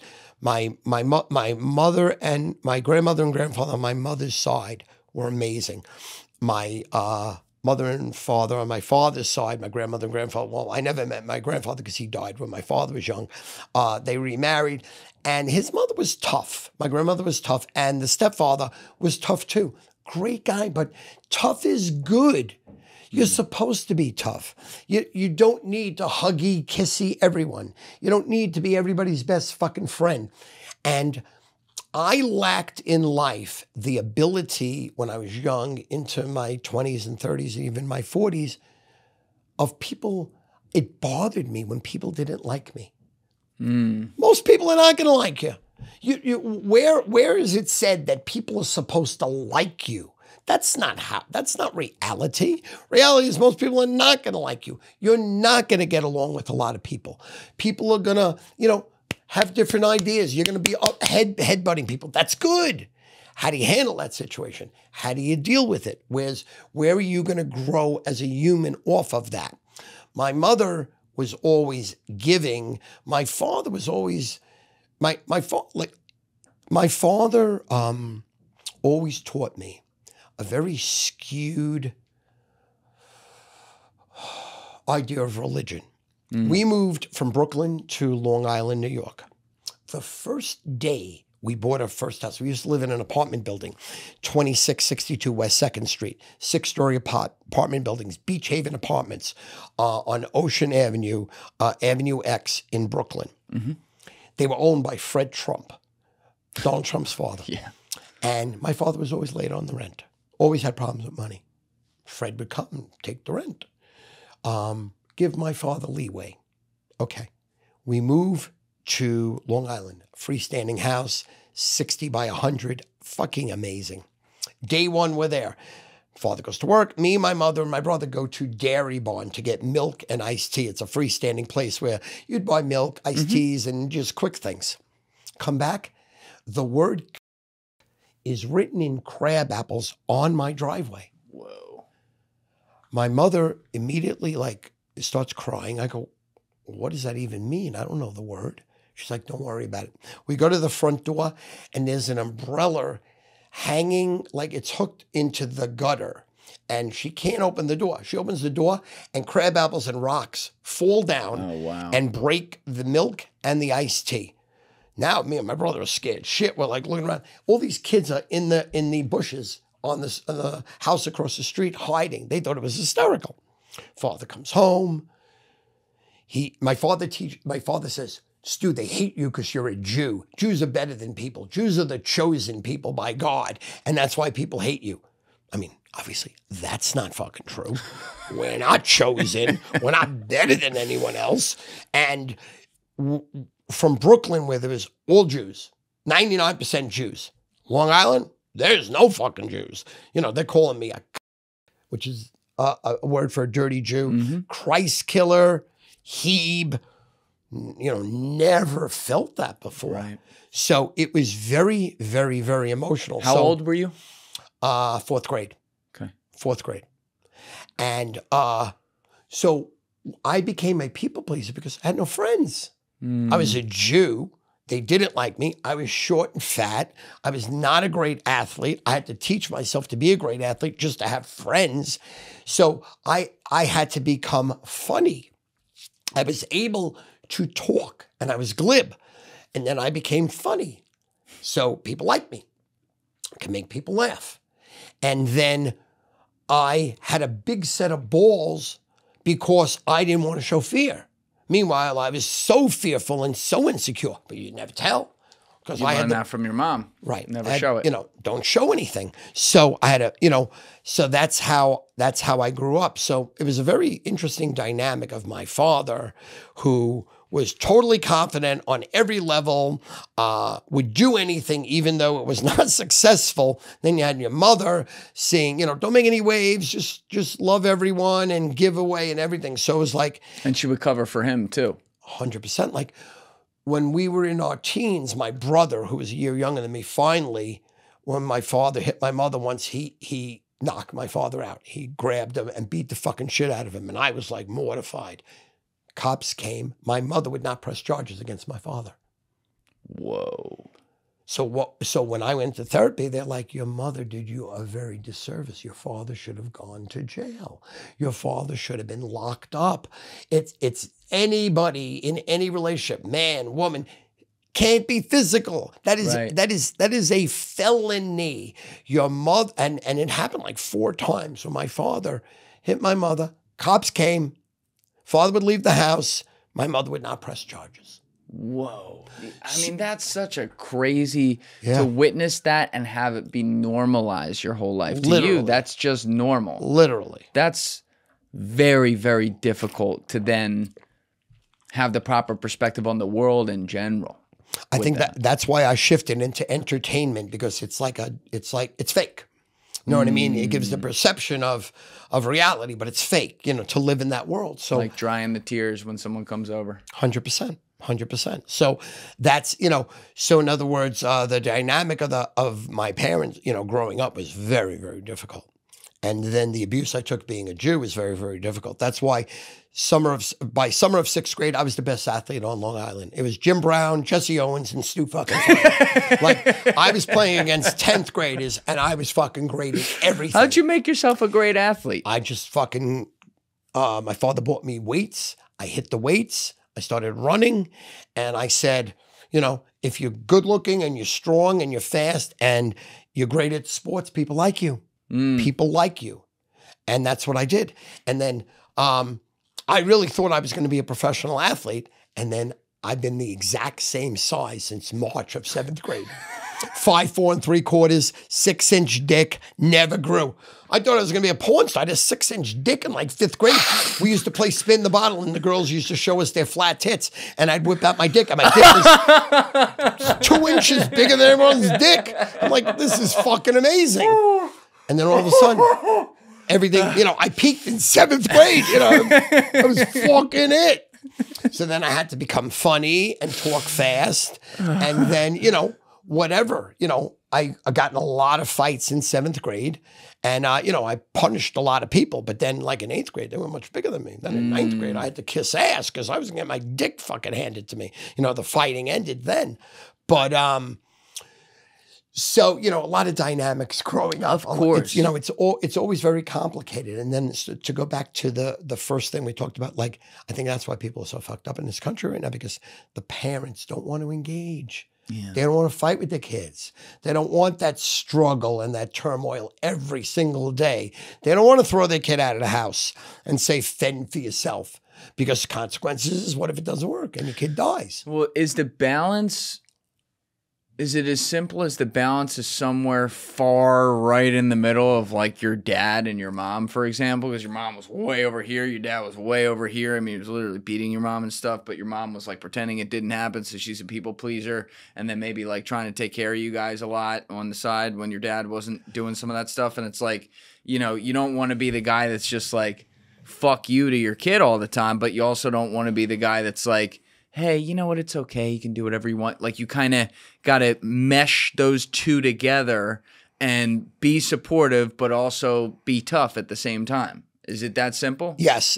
And again, that's why I said from like 2 to 5 to 6 years old is when it has to start. Right. Like, it has to start there, so that when your father says no, or your mother says no, it's no. It's not a debate. It's not maybe. Yeah. Yeah. It's not, they set boundaries. And that's a great thing, to be disciplined. I am still to this day undisciplined. I go over the top, always over the top. And I like being over the top. I'm comfortable with it right now, and I made a living off of it, and I'm a living legend off of it. Yeah, it worked out for me. But, I'm like one of one. That's not the story. There's a lot of my friends that are fuck-ups. Their parents, different situations than my parents, but still train wrecks. They were fucking around. They had girlfriends. They had, boyfriends. They were cheating on their spouses. They weren't really parents. Right. You know what I mean? They had kids, but, like, hey, you're in my way of doing what I got to do. They grew up fucked up too. So I think there's a lot of adult children in this world that are 40, 50, 60, 70 years old. And then when they have kids, they perpetuate the mistakes again to their kids. So I think you're onto something there. So I think discipline is very, very important. It's extremely important. If I had to do it all again, I would be, much more disciplined, much tougher, much rigid. I told, there's a difference when you tell the story of what you should be doing, but then you don't follow through. You know what I'm saying? Like, the kid cries. All right, I'm going to give him an ice cream. Like, when I became a compulsive overeater, I was fat most of my life because my mother would placate the horror show situation with food. Right. Cheese omelets, 5 eggs, 6 eggs, cheese omelet when I'm 5th grade. It's nuts. 6 pieces of bread, cookies, cakes, candies, 10 chicken cutlets, triple portions. I had doubles, I had triples of every food, became fat. And that's how I grew up. I learned how to numb myself with the food.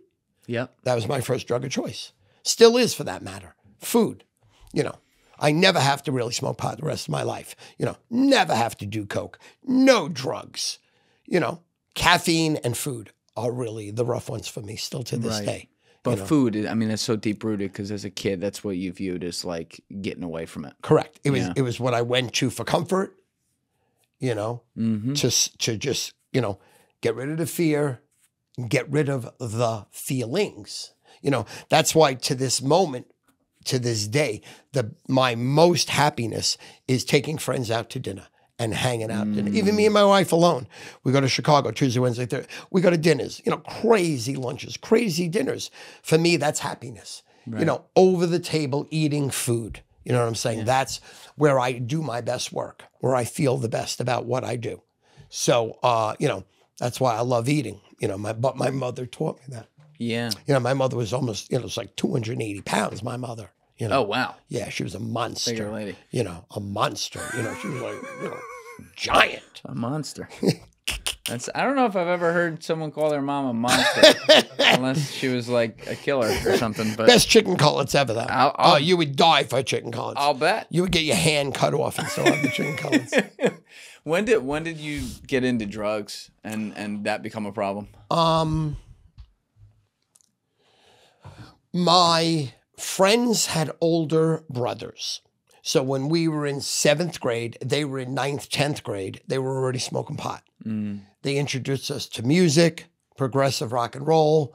I got introduced to really English music. Yes, Genesis, ELP, progressive rock and roll. And we'd smoke pot. We would steal the pot from my friends' older brothers. So that's how we started. Started with pot. Started with pot. Then the greatest story ever. So I go to the bowling alley in 11th grade, March 9th, 1978. Me and my friends are bowling, and we're fucking stoned out of our minds. In 10th grade, this 12th grader took a liking to me. And we used to go to Central Park and meet this guy, Mountain. And he would sell us an 8.5 by 11 piece of paper. And it had on it blotter acid. And in an eyedropper, he would drop 100 circles on an 8.5 by 11 piece of paper. Oh my God. 100 circles of blotter acid. So I was a 99 student up until 10th grade. 10th grade, I became 60s. That's where it went south. 10th grade, I went 60 because I was eating acid every day. And a trip 150 times in 10th grade. I'd be in biology fucking with trails all over the place. But there were 6 or 7 people in there. So we used to pay $100 for the piece of paper. Then we'd come home and cut the circle in quarters and sell each piece of the circle for $1. So we'd spend 100, bring back 400. So I was making 300. I'm really fucked up. My hair is down to here. We're going to concerts every day, every concert possible because it was dirt cheap back then. And go to the bowling alley, March 9th. And my wife's there for the first time. I see her. And she's fucking bowling. And I'm like, oh, my dick's fucking hard. Look at this fucking girl. Go home. Must have fucking masturbated 5 times for her. But I didn't have the balls to ask her. I thought she was out of my league. You had never seen her before at that point? No. I maybe have saw her a couple of times, but never really zoned in, holy shit. So we go March 11th. I'm at the train station with my buddy. We're going to meet Mountain. And all of a sudden, her and 2 other girls that I was much more friendly with show up at the train station, randomly. And then they're like, what are you doing? So we all go into the city. We go to Central Park to meet Mountain. He's not there. So then we go to what's called a brew and burger. This was, at the time, $4.95. All the beer, all the wine, all the sangria that you could drink with a burger, a shrimp cocktail, a salad, and a piece of cheesecake. So we got fucking annihilated at this place. For $4.95, we got fucking wasted. Get on the train. And then I say to one of the girls, Eileen, I go, Eileen, I really like Sandy. And she's like, you're so fucking slow. That's why she's here. She likes you. We got off the train, kissed. Oh, right there. Got off the train, kissed, and we've gone out 47 years straight. After it, so when I tell the story, she's humiliated. She's like, "Don't ever tell that story to our kids." Which, of course, I wrote it in the book. I told everybody the fucking story. So I started eating a lot of acid. My brother. Every time you say that, I think you're going to say I started eating a lot of ass every fucking time. My brother then started selling harder drugs, mescaline. Then he got involved with some fucking Colombian, and he started selling coke. Tons of coke, kilos of coke. I would never sell it because I was afraid to go to jail. Like every night, if you get arrested, you're going to jail. There's no, like you're going away. And he didn't give a fuck. But then I started snorting a lot of coke because it was free. So 10th, 11th, 12th grade, complete disaster. Like holy fuck nightmare. Like every night in school was never straight. Like literally never straight. In high school too. Like you're so young. I mean, I was a fucking moron in college and after college. But like when you're doing drugs like that, when you're 16, 17, 18-year-olds, you don't even know where you are. No. You know? But you know what it was? We had 3,700 people in our school, 10th, 11th, 12th grade. There was no 9th. When I was in school, 9th was still junior. Everyone was doing like, I'd say 20% of the kids were doing drugs. Yeah. So if your friends do it and your peers do it, you do it. Right. That's really what it was. So I stopped doing coke probably first year of college. Oh, you retired early. Yeah. And I would just smoke pot and eat. And then really, I smoked the pot to eat. You know what I mean? It was like, because I always was fat and, I tried to be thin, couldn't get thin, smoked a lot of pot. And then I would eat. So then I had to like quit the pot to ever diet. So then my druggy years, full-blown drugs, was 10th, 11th, 12th. That was it. Well, you got it out of the way early. Correct. Yeah. Correct. And then I never was a drinker, because it made me tired. And it was calories. So I would rather eat a fucking burger or fries than fucking 10 beers, you know?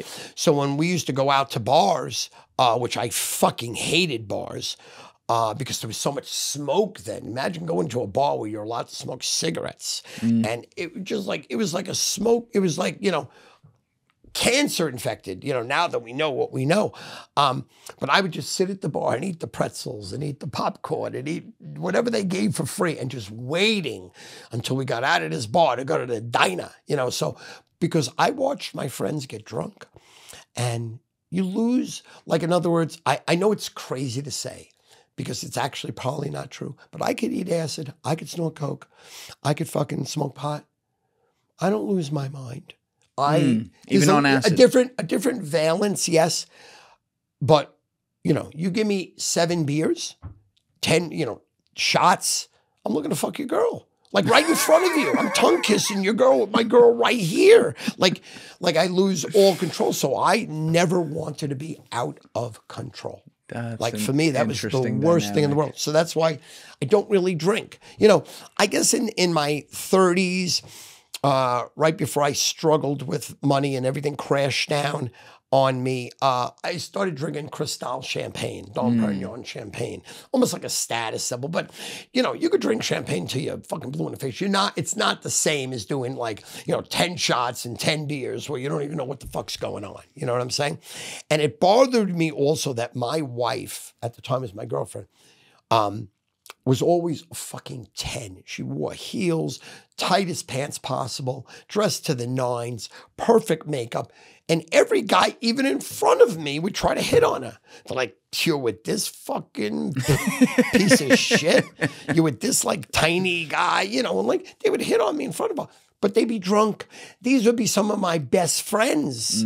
They'd be hitting on my girl. So, it's almost like the song, you're in love with a beautiful woman, trust nobody. Watch your friends, watch their eyes, So in other words, I didn't like to drink, thank God, because I'd be probably dead.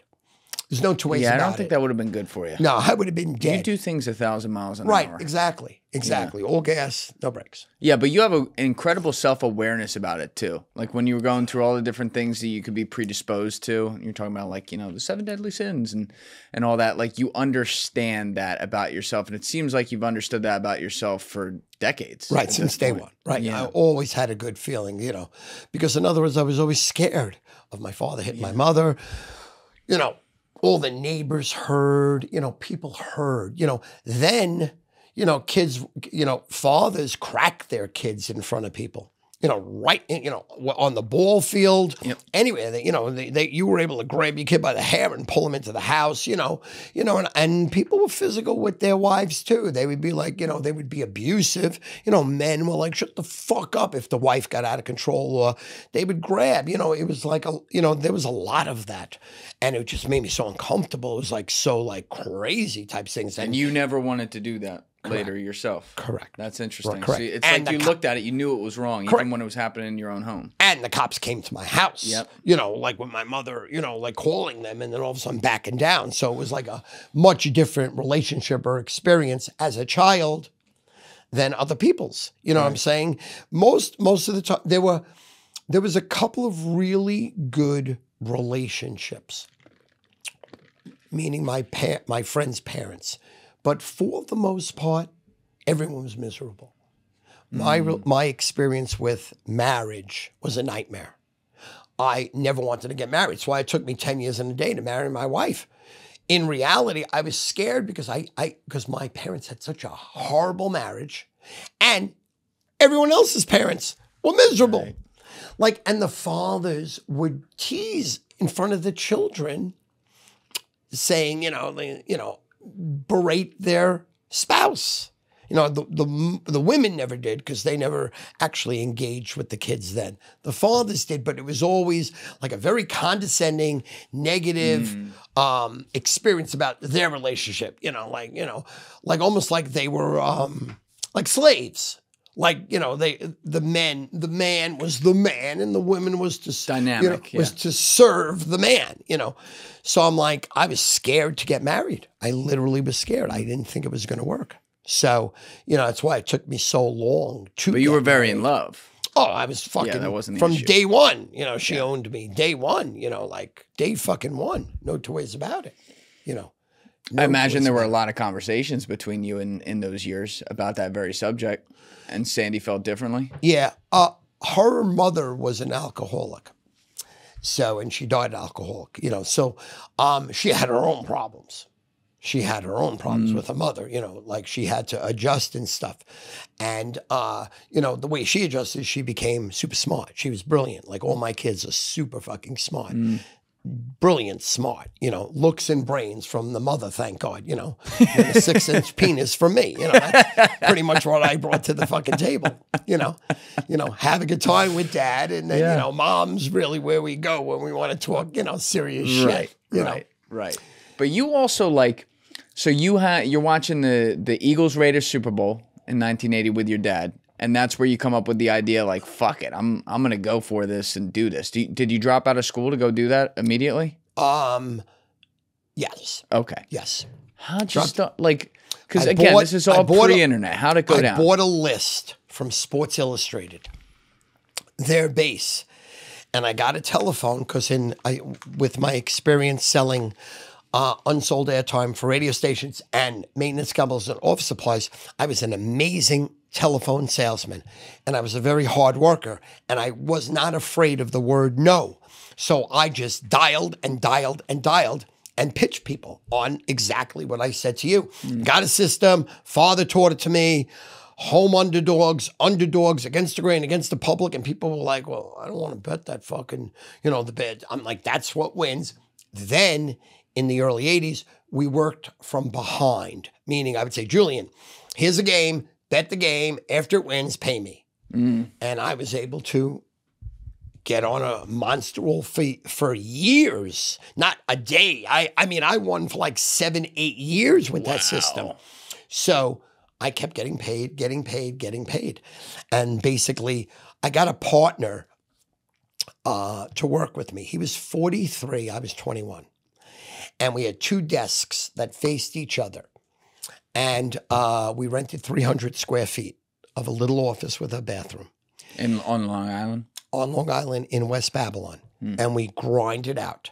After 1 year, we had 30 employees work for us. Wow. We were like 1.6 million in 1983. That's like fucking 16 million today. Right. That's crazy. We were killing. So we had a 2-story freestanding building. So we were on the 2nd floor. And it was like 3,000 square feet on the 2nd floor. On the 1st floor was like 1,900 square feet of usable space because there was other, like that's where they had all their air conditioning and heating and stuff. So anyway, they had these little offices. So as we walk in the door, the minute you walk into your left is this little office. And these 2 guys are there. And they took a liking to me. They fucking loved me because they couldn't believe that you're telling me, Stu, someone pays you for air? No, I'm saying, no, I have a good system. They're like, Stu, shut the fuck up.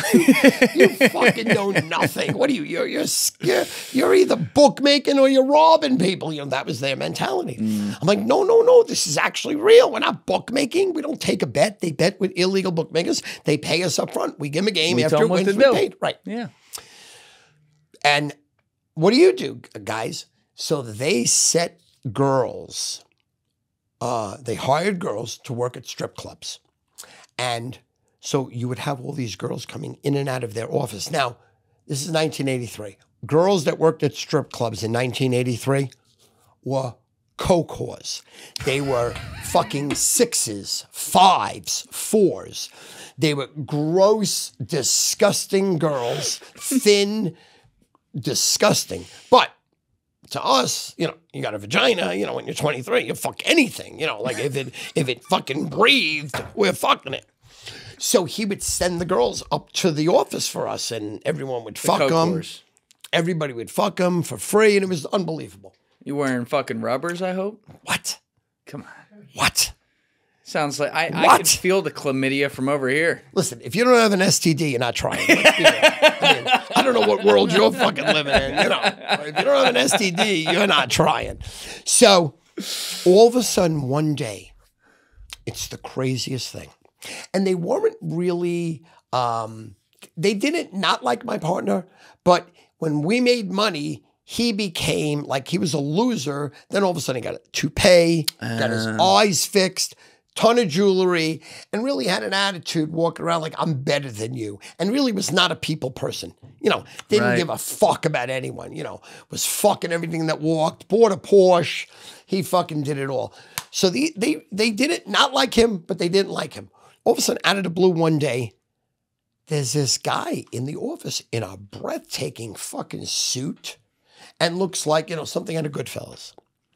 And he pulls me in the office. He goes, hey, Stu. He goes, hey, kid, you're the Stu, the Jew. You're the fucking Jew. You're the Jew earner, right? You're a good fucking earner. He goes, these guys tell me they really like you. He goes, if you have any problems ever, I'll take care of them. I'm like, who are you? He says his name. Says he just got out of jail. He's there for 17 years for killing 5 people. Huh. Nice guy. I'm like, oh my God, this is fucking banana land.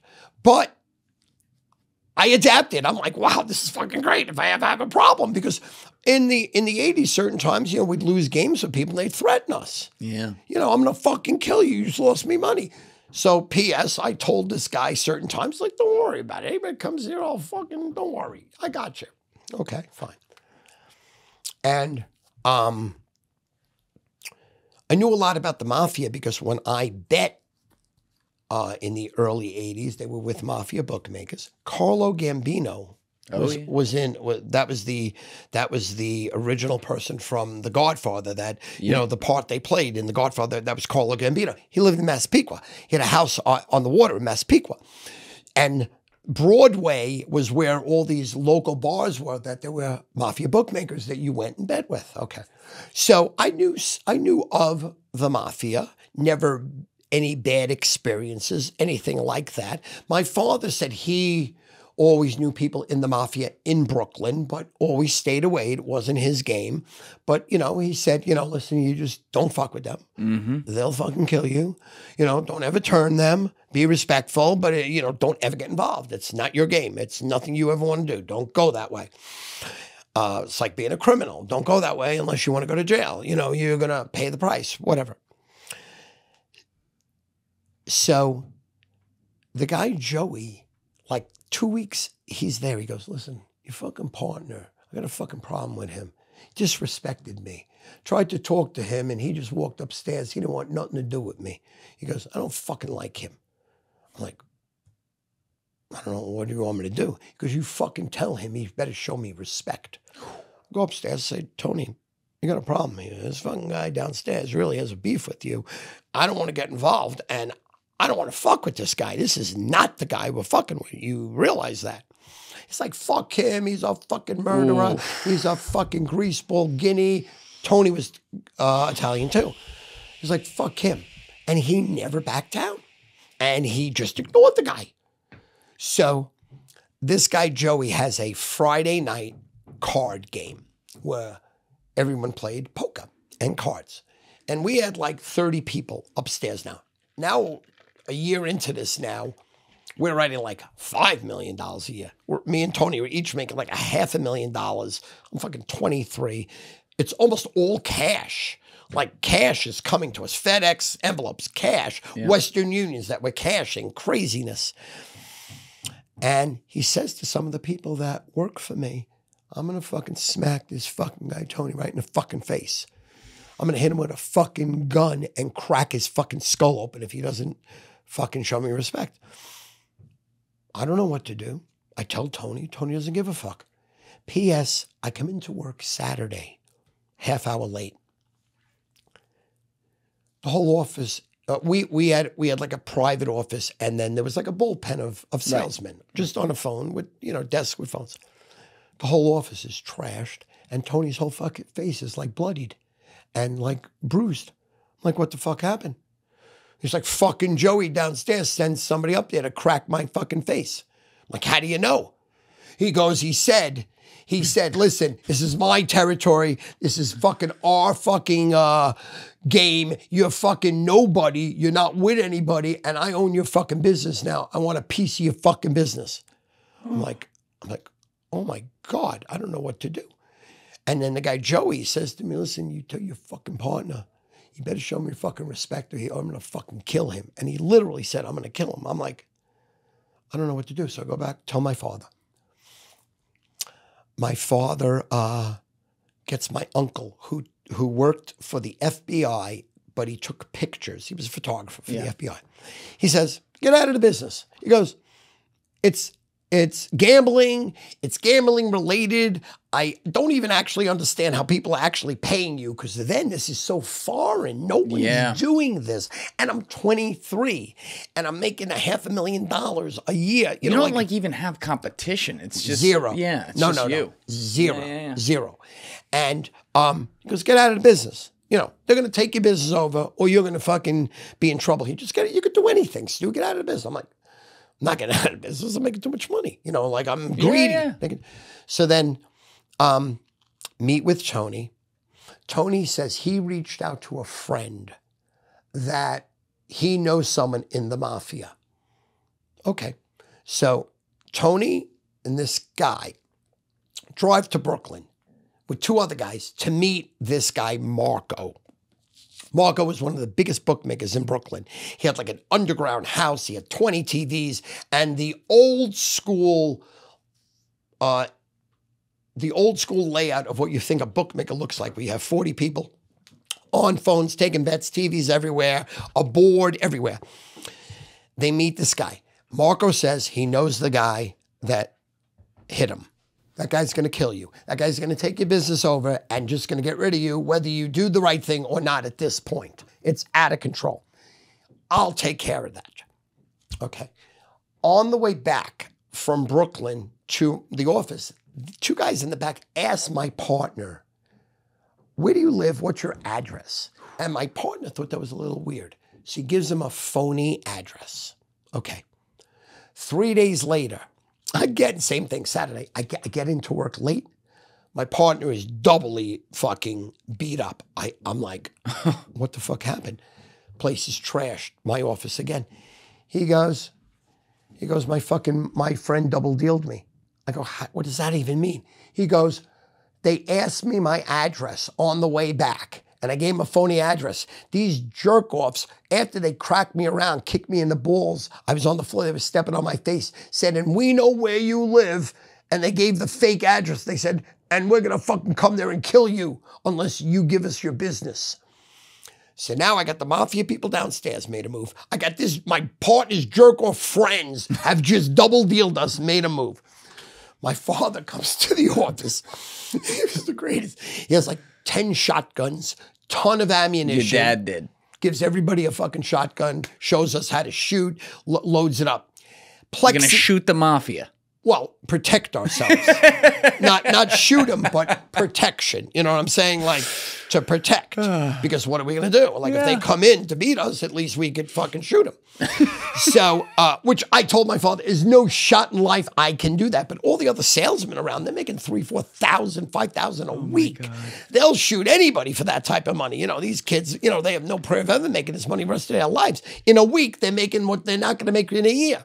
So, he gets plexiglass, bulletproof glass for all the windows in our office because now we have 3,000 square feet. We have the whole top floor. He gets starters for our cars. From the top floor, we'd start our car so it wouldn't blow up because, you know, in the movies, it showed how mafia does that, right? Right. And it wasn't far from the truth, you know. We hire a security firm. They build a door where now when you walk up the steps, you would just walk up the steps and go right into our office. Now there's a door there, a metal door with a peephole, got to buzz in, they build a wall. We get a security guy to sit at the door with a gun. Then anywhere we went, we hired 2 guys with guns, open carry, to walk around with us. We slept at the office for 2 weeks. Me and my partner slept there. Like we went to the mattresses, almost like you put a fucking, you know, literally like old school. Yeah. After like 10 days, the guy at the door that buzzed everyone in said, this is banana land. This is great. You can't live like this. You can't afford this. You can't live like this. Because it was an absurd amount of money. Like $800 a day, $1,000 a day. No matter what we're making, it wasn't whatever. And he says, I got someone that'll solve this problem. I'm like, okay. So he calls his buddy. It was his cousin's cousin who was a girl's husband. He comes up, he goes, yeah. He goes, for $25,000, I'll stop this. We're like, $25,000, that's it? He goes, no, $25,000 a year for the rest of your life and $5,000 every Christmas. I'm like, okay, let's go. Who's you know, this like fucking Bo Dietl? Right, like literally like that type of shit. Right. My Bo Dietl's son went to school with my 3rd kid in Binghamton, by the way. I know Bo and I know his son. They both went to Binghamton. And they're as crazy as fucking the stories are. I'll bet. So he is not the mafia guy. He brings like a captain up to the office. Oh, shit. And he goes, listen, this is what we're going to fucking do. He goes, you told me you used to sell concert tickets when you were in 7th grade, right? I fucking helped you. He goes, remember you had a fucking problem with somebody tried to make a move on you with your tickets? I'm like, no, what are you talking do about? now? He's like, listen, you fucking Jew boy, listen.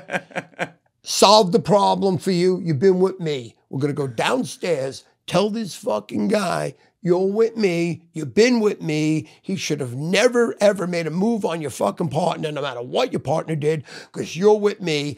And then I'll fucking go to fucking Brooklyn and straighten out the other guy because we know that guy. So that guy's no problem. The only problem we have is the guy downstairs.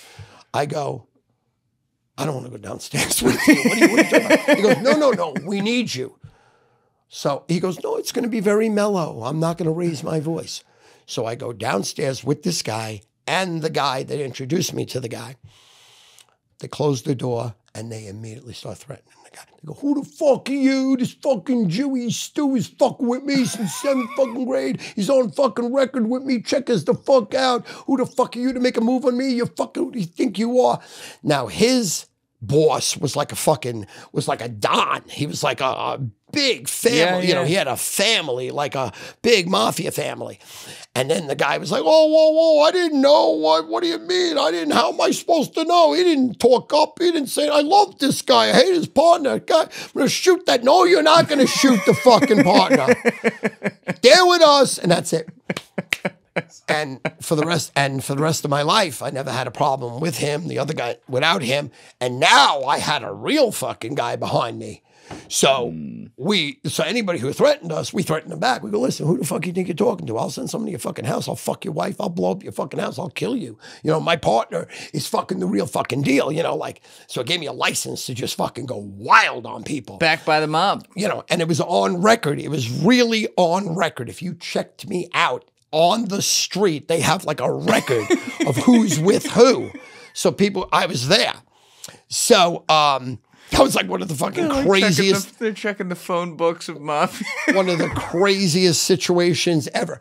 And then I remember going so I was the liaison. So every week I would have to go to this guy, give him 500 a week, 500 a week, 500 a week. And then we'd have meetings with these other people. And they would always make maneuvers on me. They're like, how can we get more money? How can you go into business with us? How can we do this, this, and that?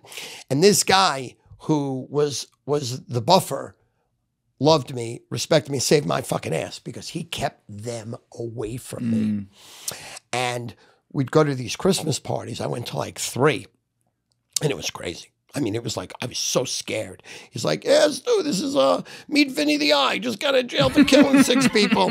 He only has 1 eye because he got stabbed in the eye and then he put 7 bullets through the fucking guy's head. You know, meet Larry the Fish, you know, and, you know, he would have like 1 arm and he would fucking have guns, like he'd holster guns. I'd be like, Larry the Fish.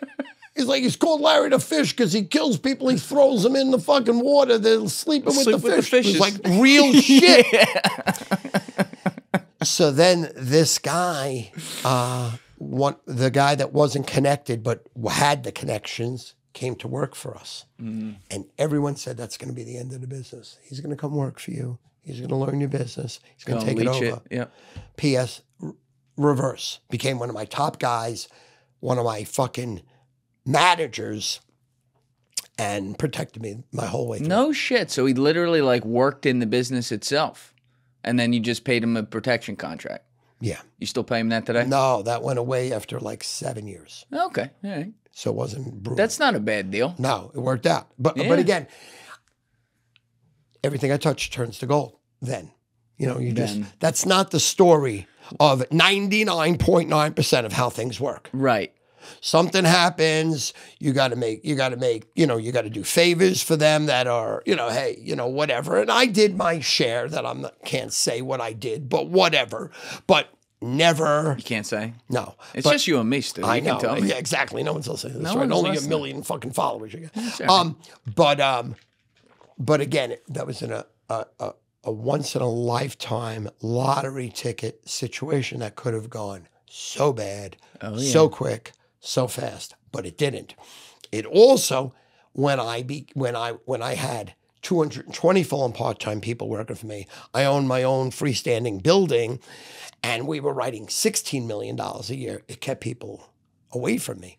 Otherwise, everyone would have been taking shots at me because it was still this gambling business, you know, and people even then didn't believe what I was doing. They thought I was a bookmaker, that I booked the people. Right. That's like how I using wrote the money. As coverage. Yeah. Exactly. It wasn't. Exactly. So that was, you know, that was one of the unique stories. Yeah. So but that's what I'm saying. Like you get into this at 19 and you got the best game in town for 18, 19 years or something like that. Correct. You're just printing money. Correct. You get married. You start having kids and everything. 1990, my partner, Tony, although he had a big mouth and was really not good to people or people pleasers, he was great advertising. We were the first people on ESPN national TV show in 1984. We advertised on the NBA playoffs, 1984. We were in the HBO ESPN guide, where they used to have a guide where whatever everything was on, and we were the inside front cover. So my partner Tony got us in there, got us on TV. Then in 1986, my partner thought it was okay to just hammer people's credit cards. So we had hundreds of customers with hundreds of credit cards. Yeah. He randomly started hitting the cards, taking the money and saying, Stu, this is what we're going to do. We're going to hit the people's cards, and then we're going to use the money to advertise. By the time the chargeback happens, we'll pay the chargeback back with the money, but use the money as an advertising bankroll. This is like a Ponzi scheme. 100%. I'm like, how is that going to work? We're going to go to jail. P.S. I went to the Mafia guys, not the Mafia guy, but the guy that's working for me. And I said, this is crazy. So he made Tony leave and get his own place. We were still partners, but he got his own place. And he said to Tony, you can never do this. P.S. That's crazy. I have the better salesman.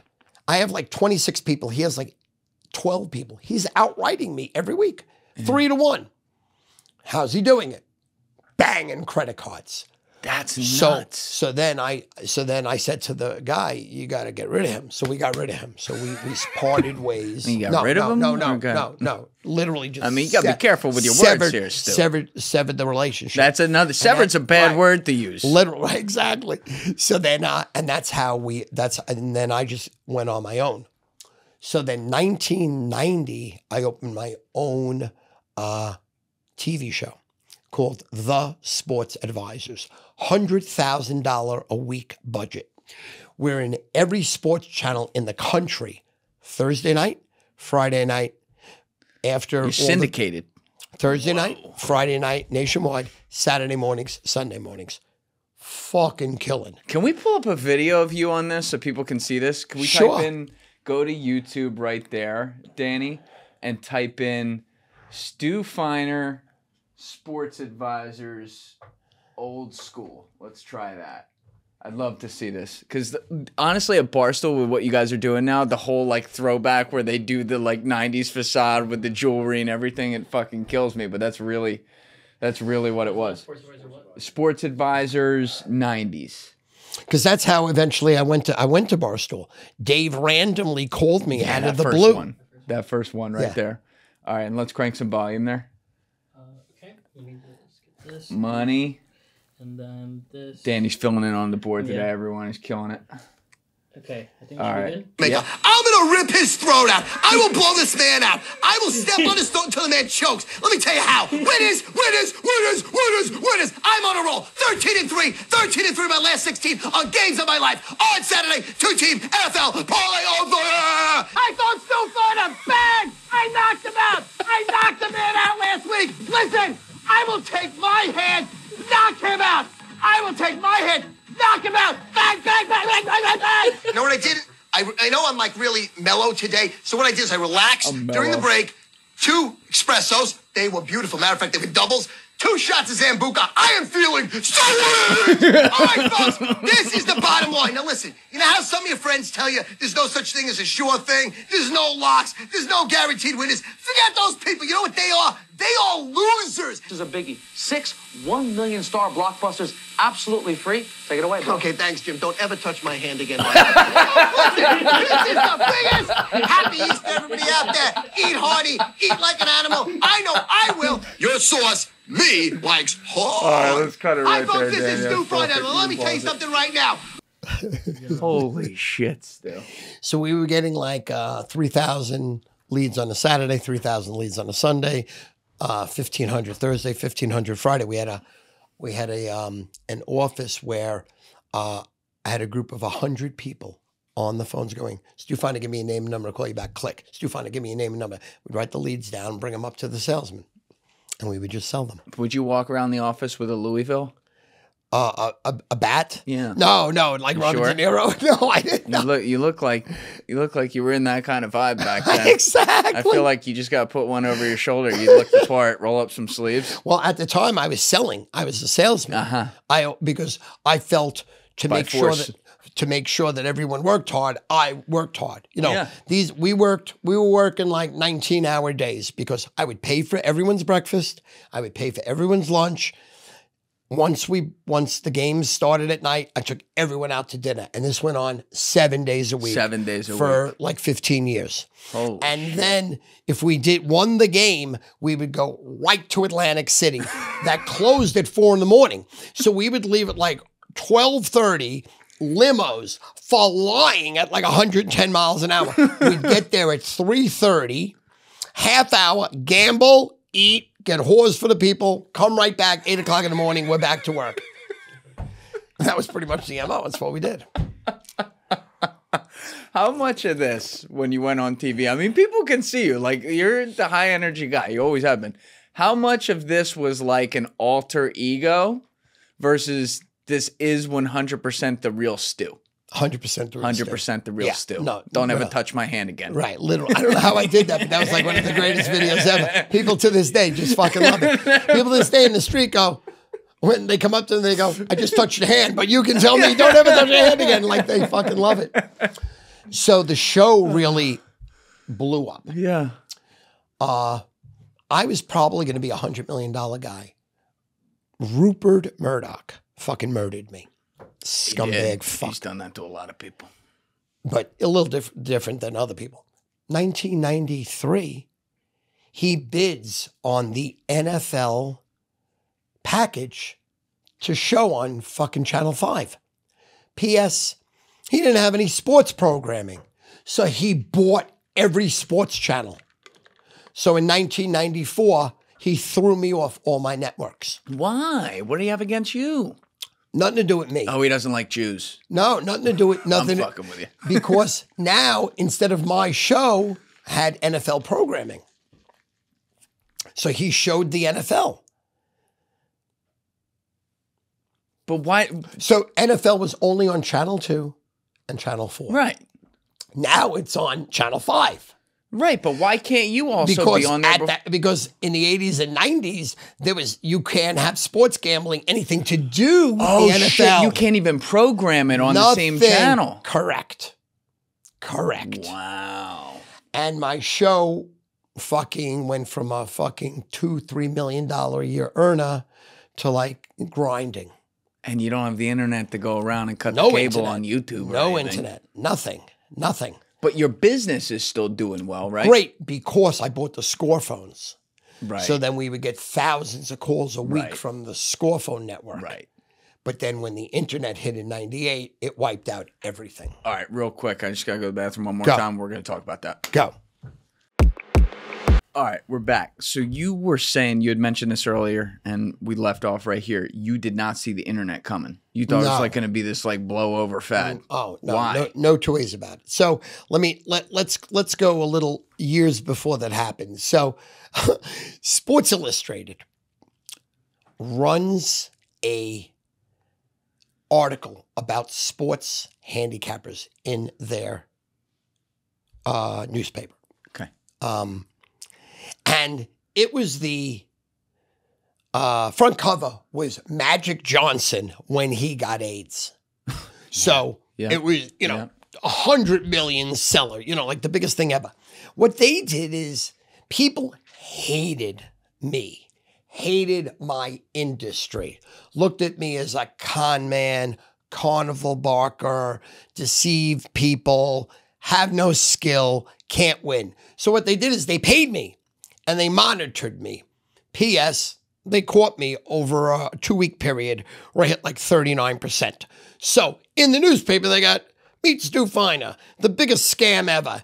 He'll piss on your bookmaker's face. We got him at 39%. So that really hurt me as far as nobody would take my advertising money. So I came up with an idea. Let me hire ex-coaches to work for me. ex-coaches. So I got Bum Phillips, who is the head coach of the Houston Oilers, retired. His son, Wade Phillips, at the time, won a Super Bowl with the Broncos. He was the defensive coordinator for the Buffalo Bills. So I paid Bum Phillips like $125,000. Chuck Knox, head coach of Seattle Seahawks, legendary. Pay him $125,000. Craig Morton, quarterback the Broncos, quarterback the Giants, got him to work for me. And I put their faces up instead of Stu Feiner's face because Sports Illustrated wrecked me. So now I'm going to put their faces up.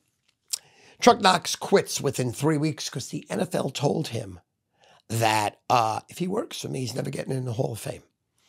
Bum Phillips, they threatened him too, but Bum Phillips said, listen, my daughter is a big shot lawyer. Every ad you run that has anything to do with me, you send it to her, she's got to approve it. Craig Morton didn't give a flying fuck about the NFL. The NFL fucked him. They didn't give him proper insurance. They really, then in those days, ruined players. They didn't give a fuck about players. They didn't treat them right. They didn't give them pensions. They didn't give them nothing. So I have these fucking players saying, they played the game. They know the game. They know the information, inside information, blah, blah, blah, blah. Total bomb. No one gives a fuck. No one cares. I'm spending $30,000 a week in little 1x1, 1x2, 3x3 strip ads in newspapers with their face. No one cares. No one gives a fuck about them. So I'm like, God, I got to maneuver here. I got to take a shot. So Wade Phillips becomes the fucking head coach of one of the teams. I think it was the Buffalo Bills. That sounds right. Or he was the defensive coordinator for the Bills, and then he got it upgraded. So I run a fucking full-page ad in USA Today, which is a national newspaper, saying, Bum Phillips spoke to his son Wade, and we got the game plan for tonight. And the name of the company that I put them under was Inside Information Sports. I spend like $180,000 oh my God. in ads. And I'm figuring I'm going to write like $1 million. Multiple felonies. We write nothing. Zero. It was as if the newspaper, no one believed it or cared. Didn't work. Didn't work. Okay. I get a knock on the door like 3 months later. It's 5:30 in the morning. FBI? No. Stu Feiner? Open the door. Stu Feiner. I'm like, in my underwear? Yeah. And they served me with papers like this big. They go, you've been served by the NFL. And you know what the processing service said to me? I'm sorry. That's when you know you're fucked. You're so fucked. Like, the word fuck doesn't even... I'm like, oh my God, what am I going to do? So I get a hold of somebody who knew somebody who knows. So I go to Manhattan, get a lawyer, $500 an hour. You're on the phone with the guy for 10 minutes, bills you for 10 minutes. He says, you're pretty fucked. He goes, you're really fucked because I'm dead. I didn't send the ad to Bum's daughter, first of all, and that's in the contract. So we call Bum. Bum's like, oh, God, you got me in hot water right now. You really do. There's nothing I can do. What you would like me to do? You knew the rules, whatever. Sweetest guy ever. Best guy ever. And his daughter, although hated me for what I did, sweet as hell too. We go to the NFL office. And I literally, and the lawyer says, don't say anything. Let me just maneuver and we'll see what we're going to do. And the minute I got in there, I just fucking dropped my jaw, showed him I had a 6-inch stick. I go, listen, I'm in fucking trouble here, guys. I made a bad move. Dead wrong. So sorry. We'll fucking do anything to rectify this. So then they fucking get this whole contract together for me that they say you can't ever use any players, you can't use any of our names, you can't use any of our logos. They made me spend $250,000 on retractions. Every ad I ran, the exact size, had to go in every newspaper saying Inside Information Sports had no knowledge of anything, It was totally wrong, totally fraudulent. And it was like a $400,000 bad move for me. It was death. So that was in 1997. Then 1997 also, the show called Real Sports. Oh, on HBO. With Brian Gumbel and Jim Lampley. Yep. They go on the same way Sports Illustrated went after me. They go after me. They send fucking reporters right to my fucking office. They're camped outside with cameras. They want to do an interview with me because one of the customers that ratted us out to them, this customer paid us like $300,000. And the customer said that we lost for him on purpose, that we had the ability to win and lose anytime we wanted. Guy paid us $30,000 and we made him $200,000. We took the whole $200,000 we made him. Then the guy had no money, so he took a loan against his house, reloaded back for $200,000, and we went bad. We lost it all. The guy thought that we lost it on purpose, that we were in cahoots with the offshore sports book that he put the money in. Totally wrong. We just lost. We got hot for him at the beginning. We lost at the end. So Jim Lampley comes to my fucking office. And I said, I'm not going to talk to you because I spoke to the lawyers. They said, don't say a word. They said, well, if you don't say a word, we need you to say no comment with a microphone in your face. I said, I'm not doing that either. They said, Stu, we did some research on you. You're coaching football at 2 o'clock. You're the head fucking coach of the Hawks. You're the president of the Hawks. We're going to go down to the fucking field and embarrass you in front of everyone unless you say no comment. So they have me on fucking film at my office, walking out of my fucking office. Jim Lampley puts a fucking mic in my fucking face and I go, no comment. I get in the car and drive. You're like, checking back, was that good? Right. Yeah. So that fucking destroys me. That destroys me. But I have my score phones still working perfectly. 6 minutes, first minute's you, 5 minutes of scores. 2 sports books, sportsbook.com and sports.com that were out of the country. We had a schedule that we sent 250,000 schedules out every 2 weeks. That was the rotation of how the games were listed in Nevada. Also, the rotation about when you used to call your bookmaker and you would need the exact rotation because he would fire the numbers really quick. So you'd say, what are the lines? And he would go, okay, you got the rotation? You would say as a customer, yes. And he would go, okay, Bills 7, Lions 6, Jets 4, Giants 5, Clemson 11, New England 4. And he would read them really fast. So you would have to have an exact schedule. Right. We had a schedule that we sent out 250,000 to bookmakers throughout the country. They gave them to their customers. Okay, killing. Great we jammed them with advertising for us inside it. We did great. And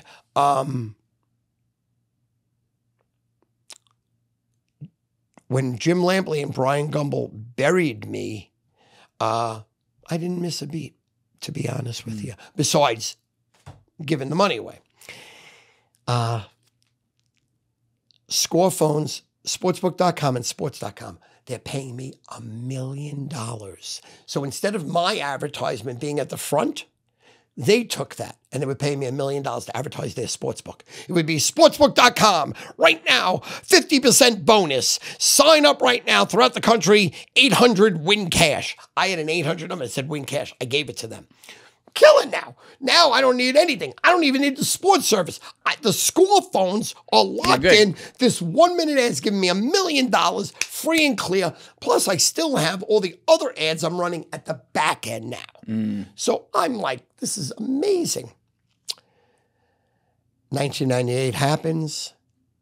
See, the internet flourishes and it went from like a 0 to $1 million overnight. And you thought it was bullshit. Correct. If you did not have an internet presence, you were dead overnight. Yep. Whatever business you were doing, you were dead because the competition that were flourishing on the internet that spent money in 92, 3, 4, 5, 6, 7, now they reaped their rewards. Right. I was holding my dick. I'm like, I didn't think it was going to work. Wasn't ready. So the score phones go from 48 million calls to $300,000 in 6 months. I'm antiquated. CBS Sportsline opens this multi-million-dollar, multifaceted, insane website, gave you scores, odds, lines, injury, weather reports, articles on every game. Daily, you could go to it, and they gave you insane information.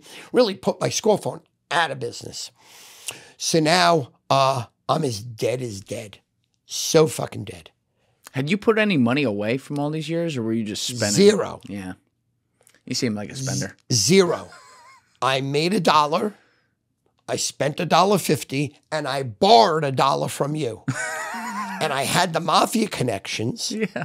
So, like, I didn't think, and my outward persona was that I went to every Super Bowl. I went to every baseball, football, basketball concert in the world. First row, 20 people, spending like $3 million a year on nonsense. But everyone's like, Stu Feiner, Stu Feiner, Stu Feiner. Okay. Puts me at, I'm totally out of business right now. 99, 2000, can't pay my mortgage. My mortgage was $17,400 a month. Don't pay the mortgage for 4 years. Whoa. Cut a deal. Got back. Made one payment. All my salesmen left me to go to another company that was paying quadruple my commission. Go bad again. Foreclosure, another 3 years. So for 7 years, I didn't pay my mortgage. $17,400 a month. P.S. At the end of everything, what happened was I started learning the internet. I had no choice. 2008, 2009, 2010. Then I figured out what I have to do is give free games. Go back to 1982. Give free games. 2011, 12, 13, 14. On fire. Every championship game, give for free, win. 60%, 62%. Win, win, win. Every sport, win. Now I'm back. Now I'm making like $300,000-400,000 a year. $500,000 a year. Just me and my son. Cut a deal with the mortgage company. They took $840,000 that I was in the rear, put it on top of my $600,000 original mortgage, $1.4 million. Cut a deal, $17,400 a month.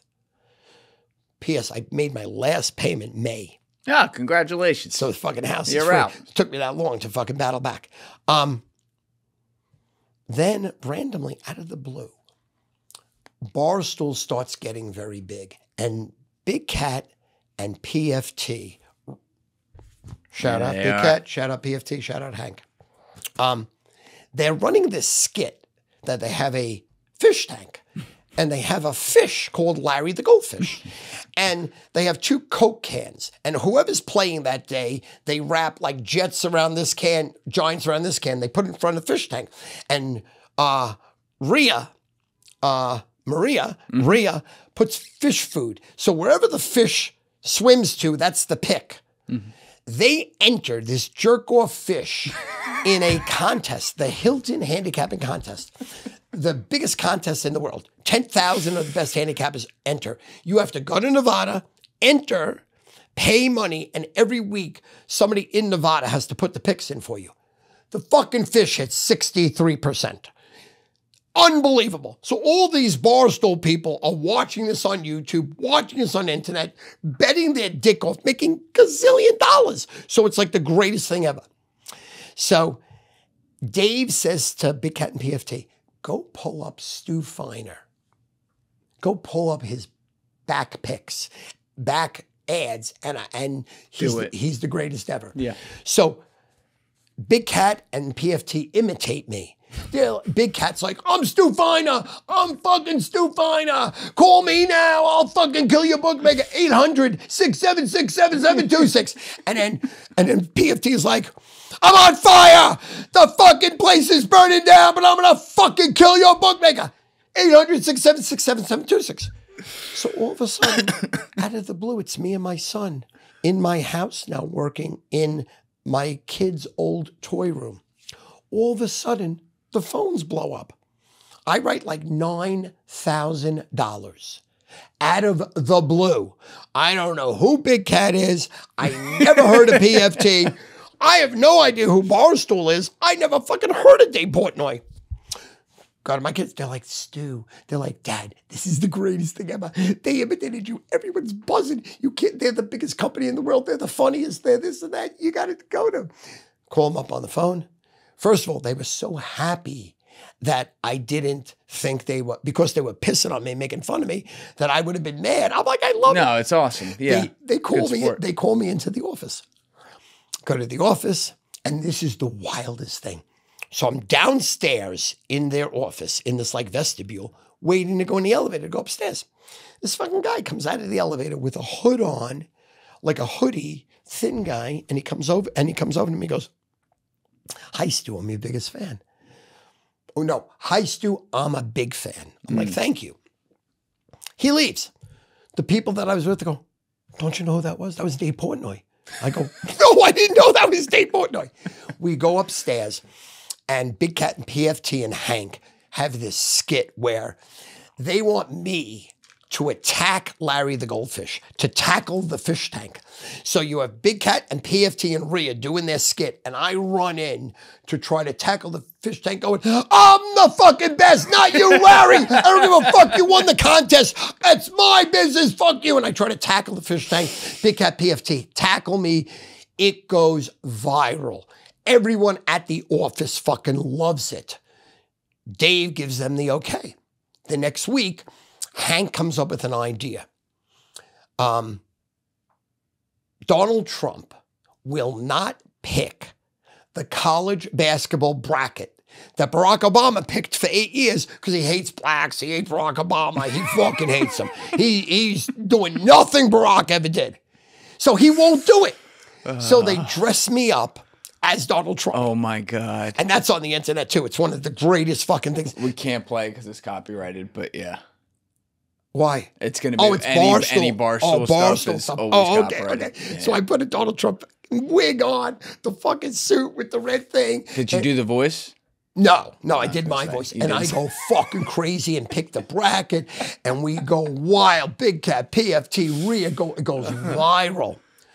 So then like 3 weeks later, Dave goes to me, "Listen, I got a great idea. Me, my uncle, and my father used to watch your show in the 90s. We fucking loved it. It was one of the things that really gave me an idea that I wanted to be a performer, gambling, and exactly what you do. I would like to rebrand your show, Barstool Sports Advisors, bring it back. It'll be you, me, and Big Cat." Genius. P.S. Genius. Here we are today. It was the most genius thing ever. Fucking wild. Yeah. It was so wild. Like Dave said, "What do you need?" I'm like, "I don't know. Can I get 2 commercials like I used to run on my show?" He's like, "Yeah." He goes, "I don't need anything then." My kids were pissed because like, "Dad, you could have hit him for a salary. You could have really banged him over the head." I go, "Listen, again, shake him down." Attitude, right. Attitude of gratitude. You know what I mean? Like at the time, I was just coming out of my struggles. I had a good solid base. I was very well received on the internet, very well respected because I wasn't selling anything. I was giving the games for free. And then in reality, they were asking me, "Do you have more picks?" So I had a very clean, pristine reputation now, reinvented myself, and then fucking the show came. Yeah. And then, been killing ever since. It's killing. It's amazing, and like the nostalgia of the 90s as well is something that was Hank's idea. Exactly. Right. He wanted exactly. The show looks like it was from the 90s. On the hands. Right, literally. Oh, it's incredible. So now I have a problem, similar to what I told you before when we started a little bit. This is not my audience. Right, 18-year-olds to 30-year-olds, not my audience. Yeah. I'm thinking, and I'm 57. I'm like, the kids that work there are in their 20s, 30s, 30 years old. What do I do? Just a quick note, in the interest of trying to follow YouTube's community guidelines, there are going to be some bleeps in this next scene. If you would like the unfiltered scene, I will have that on other social media platforms, but it's still pretty fucking wild. Here we go. So I'm thinking, how can I ingratiate myself in there? How can I embed myself? And I'm thinking, sex. Sex sells. Then I'm thinking as an 18, 19, 20-year-old, what did I have problems? Well, holding my load. I would fuck a girl, you know, really only my wife, and come quick. And have to wait to get hard again, then I'd fuck. Come quick. I love how he's like, really only my wife. Most of the time. Come quick. Well, 99% of the time, really. I mean, performatively, I fucked 1,000 women. I'm the greatest fuck ever.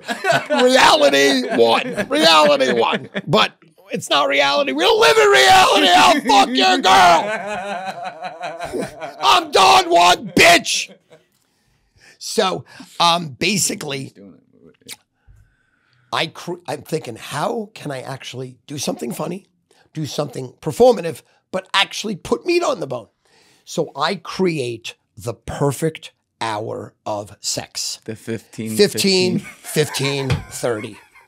15 minutes, 15 minutes, 30 minutes, and if you can't hold your, bring a vibrator, and the vibrator I used, which is in real life, mouse head at the end, back and forth, ram that into the and then you the and the on these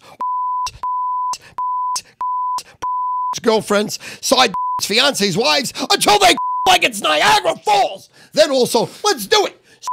And smoke, guzzle vodka, drink beers, do shots. Stu Nation loves you. The world loves you. I love you. Be great. Take no shit from no one. You're never overmatched. Ready to roll, ready to roll, ready to roll. Bang! And I become a living legend. Every time I'm in Chicago with my wife, every time I'm with my wife, girls, guys come up to me. We love you, Stu, 15, 15, 30. Oh, my God. Saved our relationship, saved our lives. We love it. And girls, like, nobody's ever eaten my ass before. My husband eats my ass now. My boyfriend eats my ass because of you. I've never used a vibrator. We now use the vibrator with the because of you. Well, one of the greatest things I've ever invented. I was on the phone. I was on the phone with my dad yesterday. We were talking about like who was coming in this weekend, and I'm like, Stu Feiner's coming in, and he was like, "Who is that?" And then I reminded him who it was. He's like, "Oh yeah," because he watched the video we played earlier. He watches that, and he remembered your show from back in the day. But he's like, "What are you gonna talk about?" I'm like, "It'll go anywhere, I'm sure. We'll probably get into the 15, 15, 30." And then I had to explain to my dad what the 15, 15, 30 was. That was he almost swerved off the road. As you know, we didn't go beyond that. That's where it would have gotten I'm weird. doing like hundreds of thousands of a year in cameos. The cameo video. And every cameo, I do the 15, 15, 30. Every cameo. Certain people go, Stu, can you do me a favor and cut that 15, 15, 30 out? This was for a fucking birthday party of an 18-year-old. Like, teach them young. But, I was going to ask you what the secret is to a good sub 40-year marriage in the middle of all this drama and stuff you went through, but I feel like we might have our answer. And we were virgins.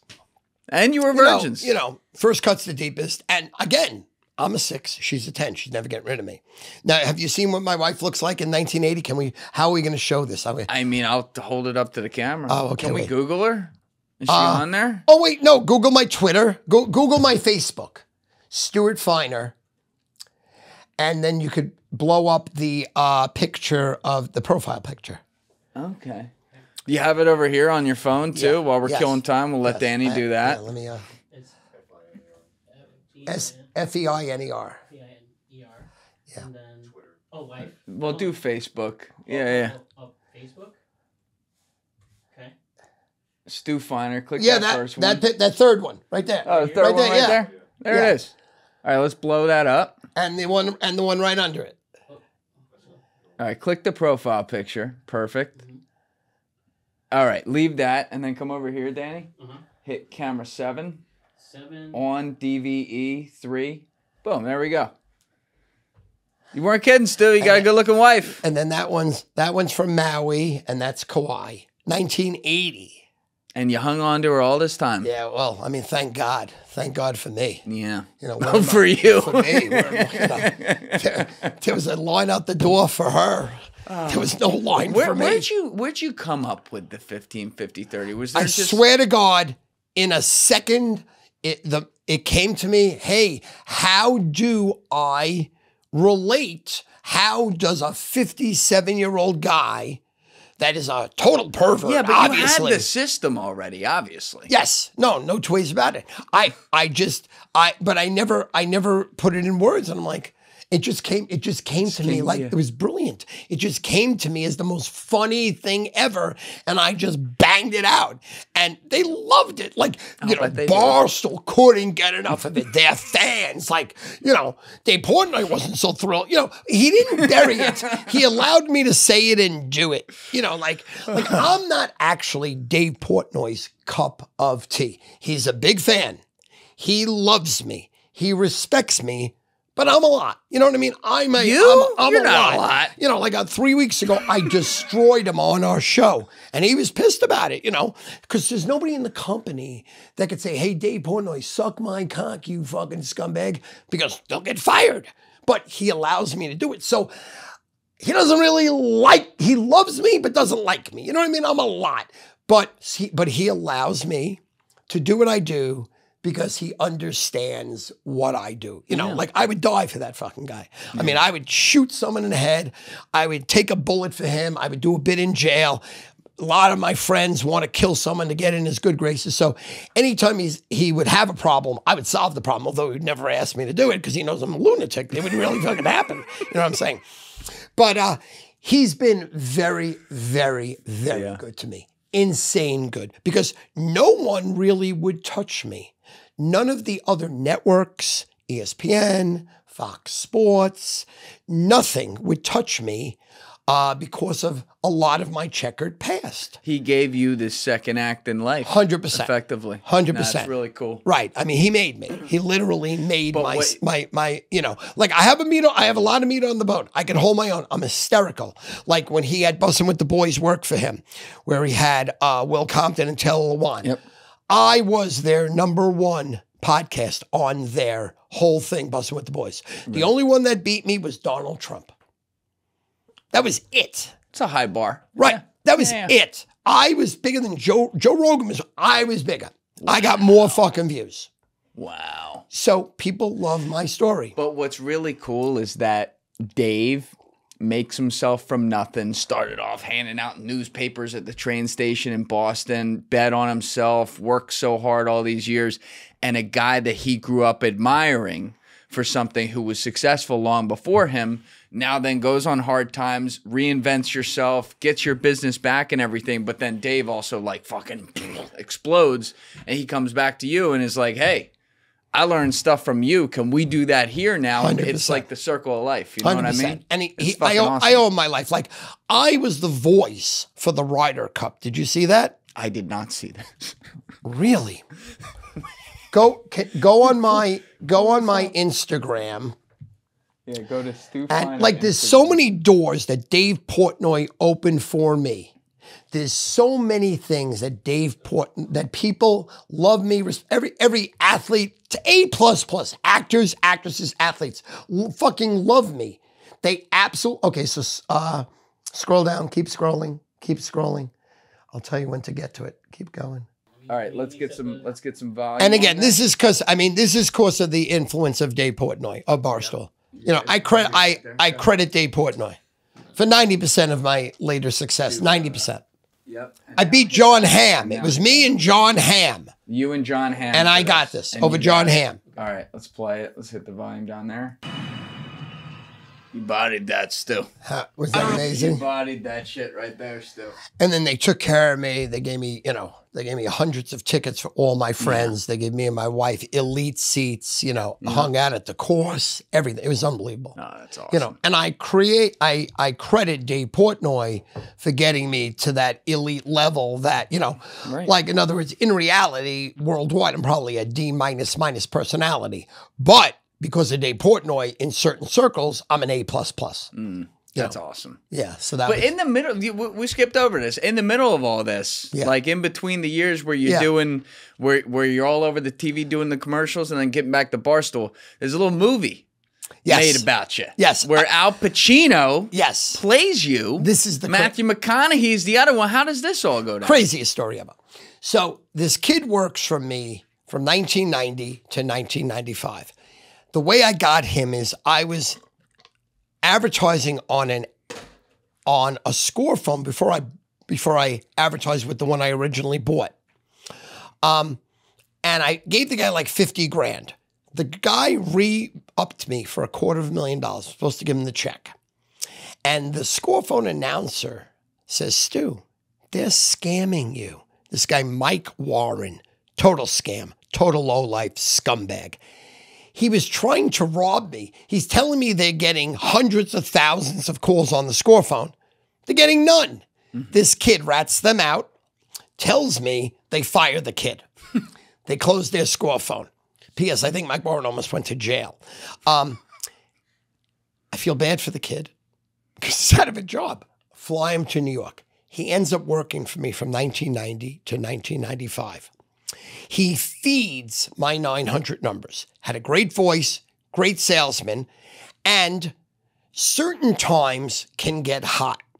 Okay, as it turns out, he was arguably maybe the worst handicapper that ever lived. Arguably hitting 20%. Not 40, not 50, 20. P.S. I say to him, listen, you're fucking killing my business. What we're going to do is we're going to have my brother-in-law pick the games, give them to you, and you'll just feed the numbers with your voice and your salesman ability. He couldn't handle it. Quits.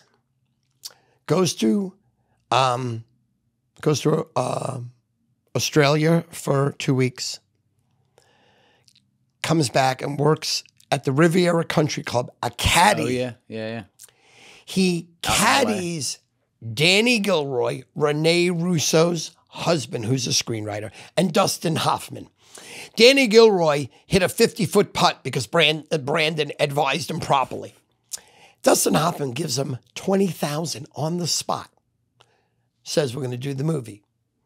Sits on Hoffman's desk, 98, 99, 2000. Hoffman says I can't do it. Goes back to Rene Russo. Rene Russo shops it. 2001, 2, 3, 4. Last house on the block. Jim Robinson of Morgan Creek Production says, let's go. Everybody that was in the movie. Al Pacino played me. Rene Russo played Sandy. Matthew McConaughey played Brandon. Amanda Sante played a customer that in like fake land we robbed. And they used my TV show in the movie where I had to sign off on it.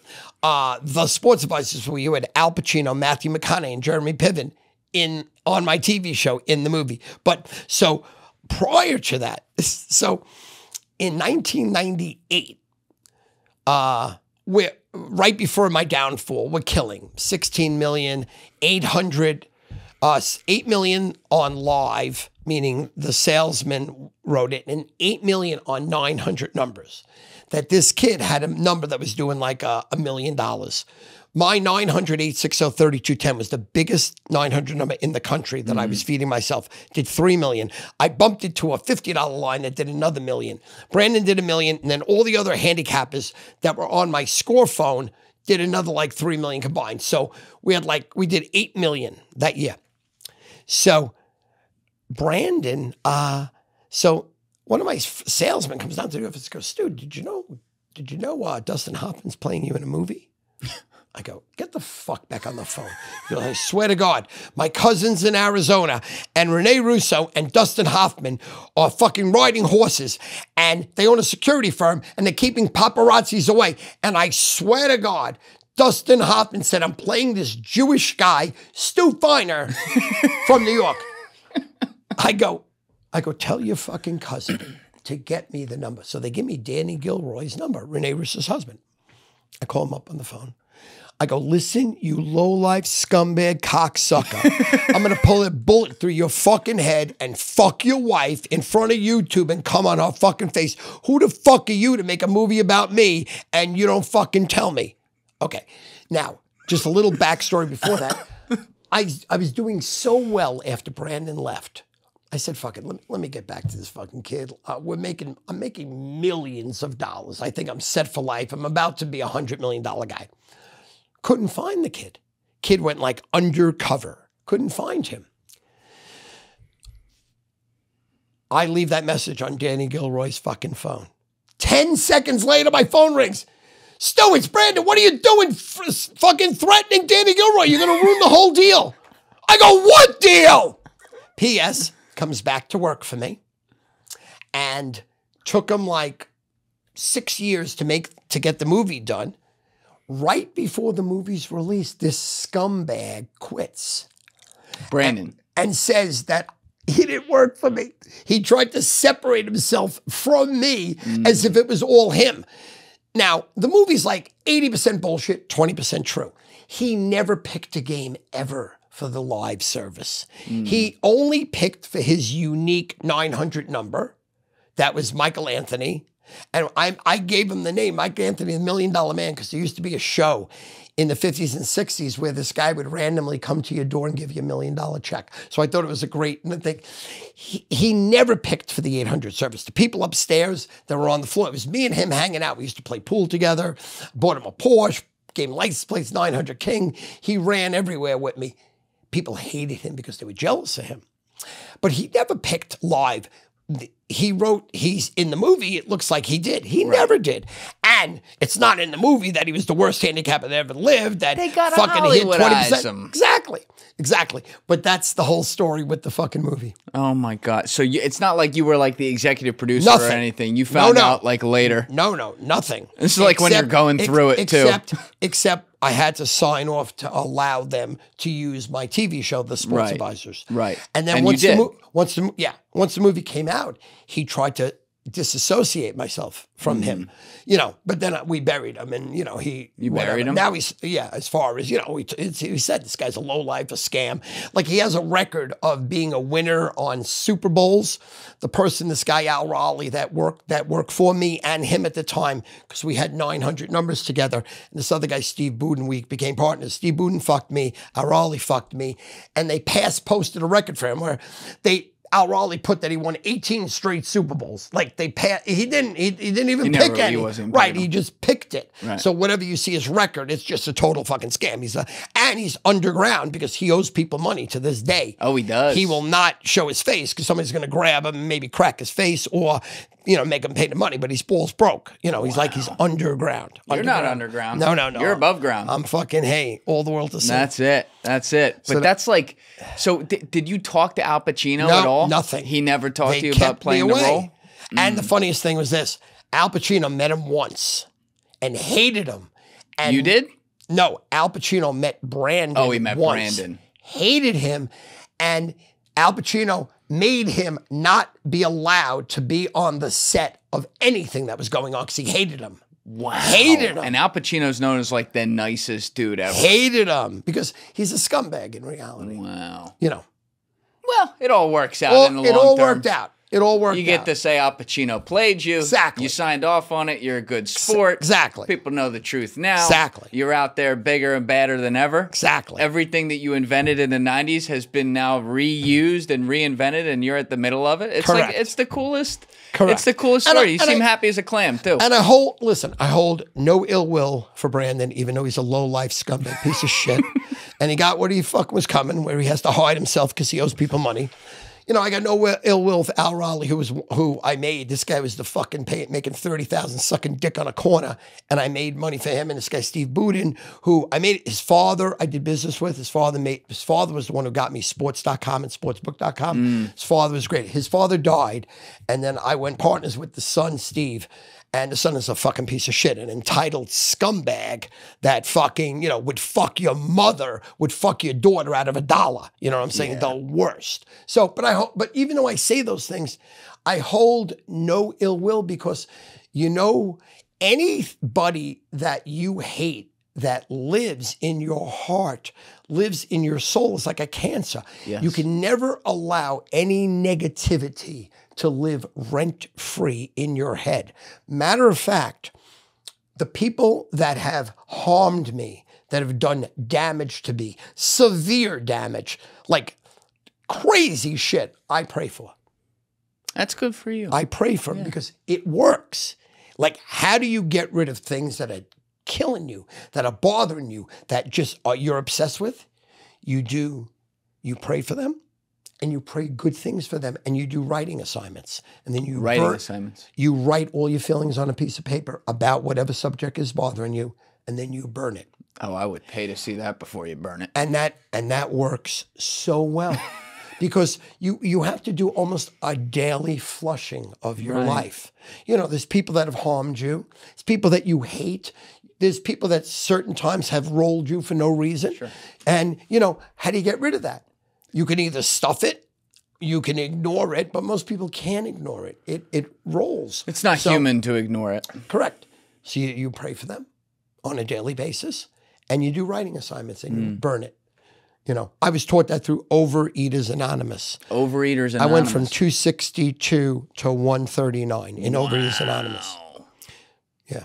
That's Same awesome. thing with Gamblers Anonymous and Narcotics Anonymous, where it's a 12-step program, and it teaches you how to, you know, pray for the people that have harmed you, and do your writing assignments and reading assignments. And Yeah, that's you what were it does. saying, Like in the movie, earlier. in the movie Two for the Money, there's a scene where we go to Gamblers Anonymous, and this is true. This literally happened.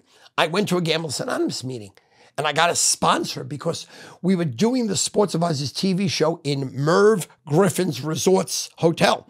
They'd fly us from Long Island to there. But P.S., I'm there for 2 days. So what's the difference if I'm making 20, 30,000 a week on the show if I'm at the casino losing it? Right. So I went to the meeting, and I explained to the people, I said, listen, I'm a great handicapper, one of the biggest in the world.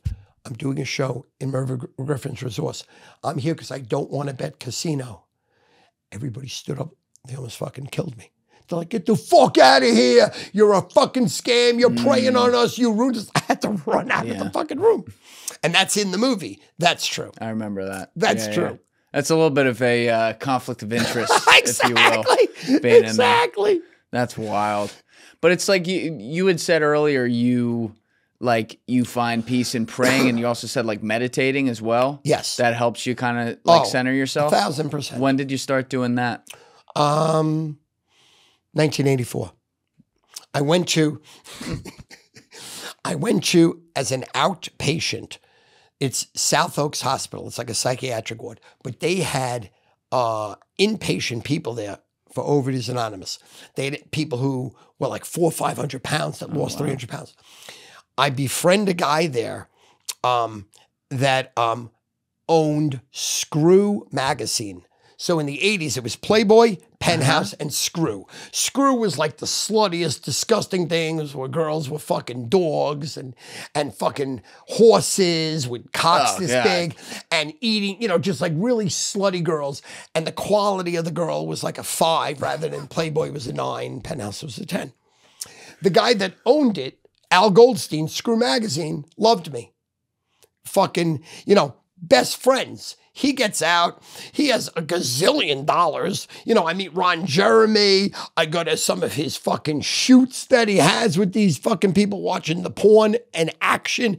It was fucking crazy. But, you know, off of Fat Boys Anonymous, I meet him. What a fucking life. What a fucking life. God. You're another one of those Forrest Gump type people, right? Like you're the Forrest Gump of gambling, if that's a thing. But Stu, man, the stories, I mean, we'd be here like another 6 hours. If I got keep 'em. going. We're going to have to do them another time. But Done. You've lived a hell of a life, man. Thank you. It's nice to see you like getting to enjoy it now and Thank you. No pun intended, cash in on that and Yes. kind of bring back the culture that you built in a fun way at Correct. Barstool. And I also really appreciated your thoughts on like gambling and you know, I guess the positives of that when you're having fun because you can versus like the negatives of fucking betting away your rent and doing shit when you're young and looking out for the kids that maybe you think are doing that in your audience now, because you know you have a little bit of a responsibility there as an older figure too, to like understand like, hey, you shouldn't get addicted to some of this stuff. So that's important for that voice to be there as well. I appreciate that a lot. And I appreciate the platform. Appreciate having me on. Means the world. Love you very much. I feel like we've hung out our whole lives now. I know. It's great. It's great. We're going to have to talk again sometime. Yes. But people can get you on Twitter, on Instagram, Facebook. We'll link that all down below. Anything else you want us to link? No, I mean, StuFeiner.com is where I sell my picks. Website as well. And then BeLikeStu.com is where I advertise cameos and I have my merch. Got it. And then, you know, the Twitter, Instagram, and Facebook. Got it. All right. We'll put it all down there, sir. Very cool. Thanks for being here. Love you very much. All right. Love you too. Thanks for the opportunity. Everybody else, you know what it is. Give it a thought. Get back to me. Peace. Thank you guys as always for watching the video. If you have not already, please hit that subscribe button and that like button on your way out. And I will see you guys for the next episode. Thank you, everybody.